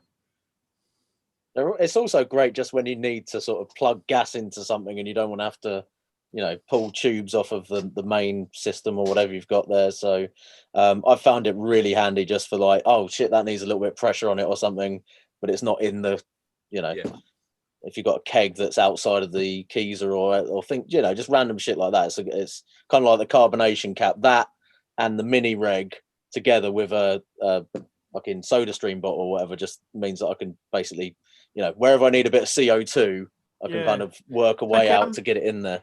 Tricky, I'm sure I seen you. It was I don't know if it was last year at New Year's or something like that, and you posted a picture at the back seat with it was like a couple of kegs, and it had the mini reg.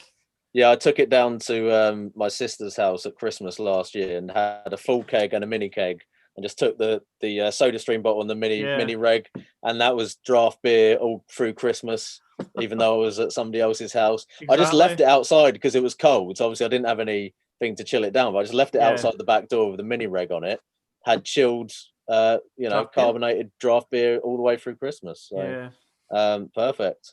And it's always a good way to keep the family, sweet if you turn up with, sort of 25 litres of beer for Christmas as well. So it was at the Bun Supper. I normally get invited to the Bun Supper.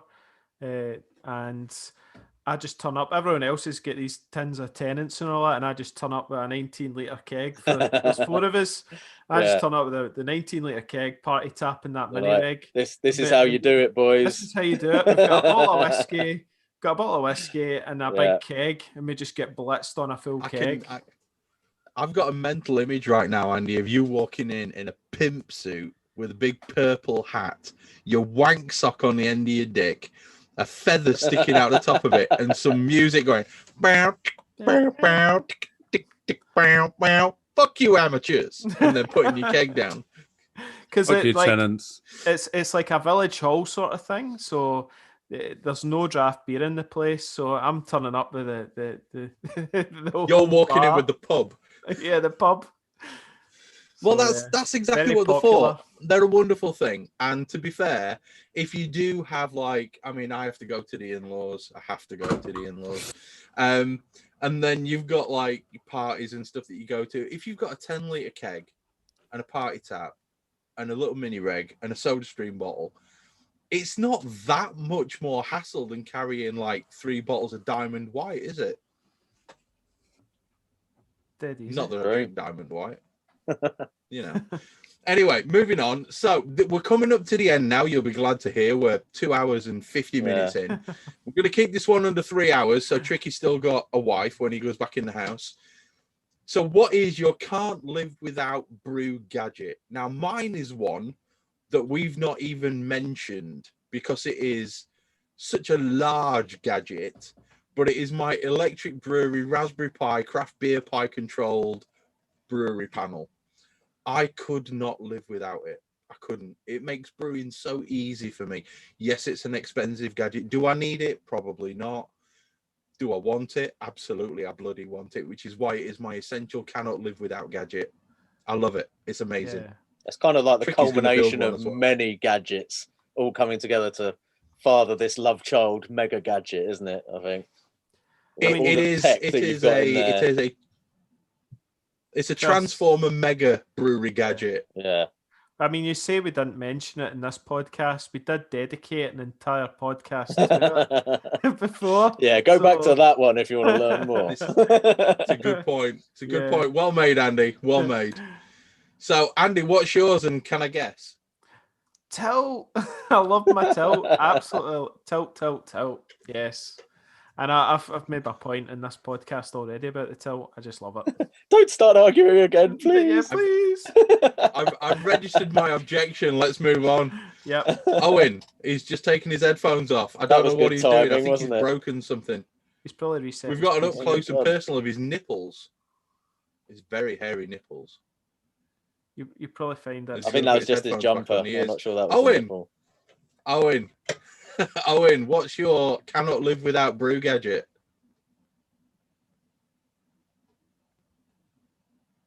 Hold on. Sorry. I just spilled beer all over my keyboard. It's having a right old little freak out. Whoops. I basically had to disconnect it.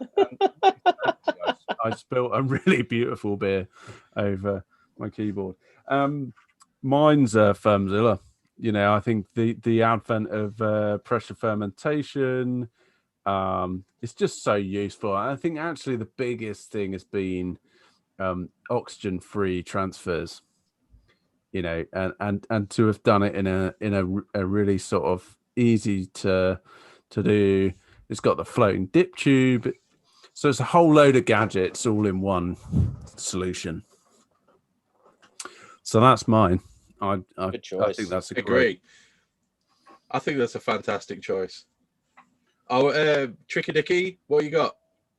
So I mean, to be fair, there's loads of stuff on this that could have been my top gadget, but I think the one that is kind of irreplaceable for me because, you know, I can't sort of work around it if I don't have it is the RO filter because, you know, I can find solutions to the other problems without the gadgets. But as far as the water goes, if I can't, you know, take out those minerals with an RO filter, I just have to live with the tap water that I've got. And for a lot of the beers that, you know, I like to brew, that's a problem as a starting point. It really does sort of handicap you in terms of that, you know, fundamental ingredient, which is the water, which if it's not, you know, not ideal for doing particularly, you know, things like lagers or hoppy pale beers or IPAs or things like that. For me, that RO system's probably made, I would say, the biggest difference out of most of the gadgets that we've discussed in terms of the change to the quality of beer that I'm able to produce.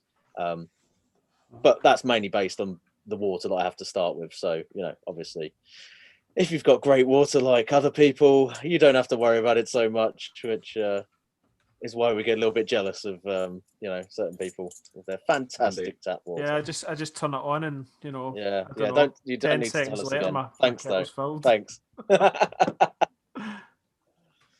Well, that's pretty much Nobody it then, likes is a it? wise ass with a wank sock.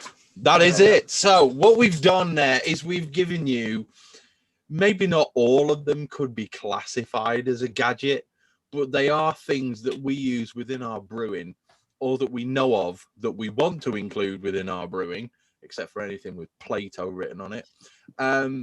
These are the things that we think, if you're looking for a New Year's thing, something to buy, something with maybe your Christmas money that your mother-in-law gave you, something like that you want to spend your money on, these are the things that we think are good brewing gadgets. Okay. These are the things that we think will be beneficial to your brewing process. And to use Owen's amazing analogy, if you're not going to make better beer with it, then why the fuck are you buying it? I think it's that simple, really. Make sure that you understand what it is that you're going to do. And if you need a product, there's some products that should cover you and should give you some ideas for ways in which to spend money on your brewing hobby, which, let's face it, is why we brew. Yeah. Or is it to make better beer? I can never remember most of the time. So yeah, I think that's where we're at, and I think that's a really good place to stop the podcast. Thanks very much for listening, guys. 2 hours and 55-ish minutes of us talking about various little things that are going to cost you, in some cases, a shitload of money, in some cases, not very much money. You could spend a bit of cash off the back of this podcast, couldn't you? If you went and bought that full shopping easily. list. Fucking hell. And let's face it, there are some people who listen to this podcast who are going to go and drop like $5,000 at the malt miller. Oh, I want a Riptide pump because it's got a tri-clamp on it. I'll buy 4. There's going to be someone. But the main point is, if it's not going to improve your brewing, why the hell are you going to do it? So I think on that point, we should all say goodbye. I'm going to say goodbye. Goodbye. Goodbye. Bye, everyone. Until next time. Let's hope Owen's keyboard has made it through the spillage. I don't think it has. It's going to be touch and go.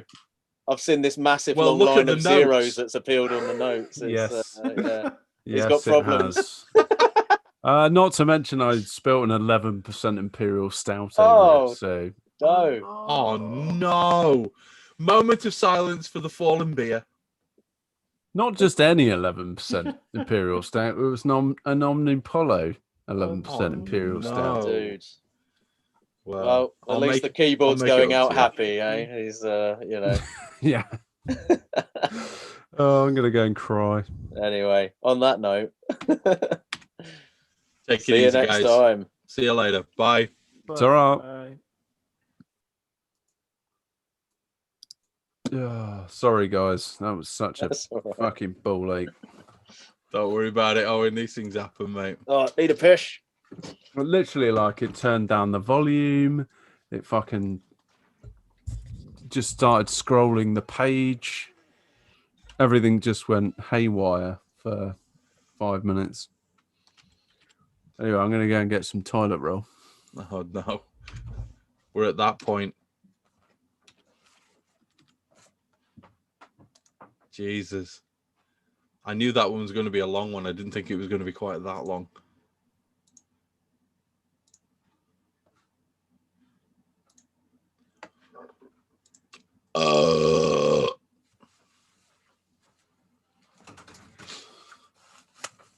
Anyway, to continue the tilt versus eye spindle argument, because this has really fucking ground my gears, this one has. Do you honestly think, that buying a product which is 120 quid and then having to buy something which is 30 quid more expensive is an appropriate use of funds when you can buy a spindle which does the same thing for 35? It doesn't. Owen agrees with me and says that it's crap. The spindle can be finicky. It needs to be built by someone. It's not a professionally put together product. And then it might work, might not, and then it doesn't sound super reliable. I've had my tilt for about, I don't know, a year and a half, 2 years now, and it's worked flawlessly. We're not back on the fucking tilt versus spindle argument. Yeah. Jesus. We're back on Chris and Andy arguing about tilt versus. It's not an argument. It's not an argument because here's a simple fact. I've already put forth my point that if the people who make it actually put a Wi-Fi chip on it, It'll be power. I will buy one. No, I think it's got to be down to power then. Then stick a 2-cell LiPo in it. What's the difference? That makes it big. It might make it bigger, and then it changes the whole thing. You might find they're already working on that.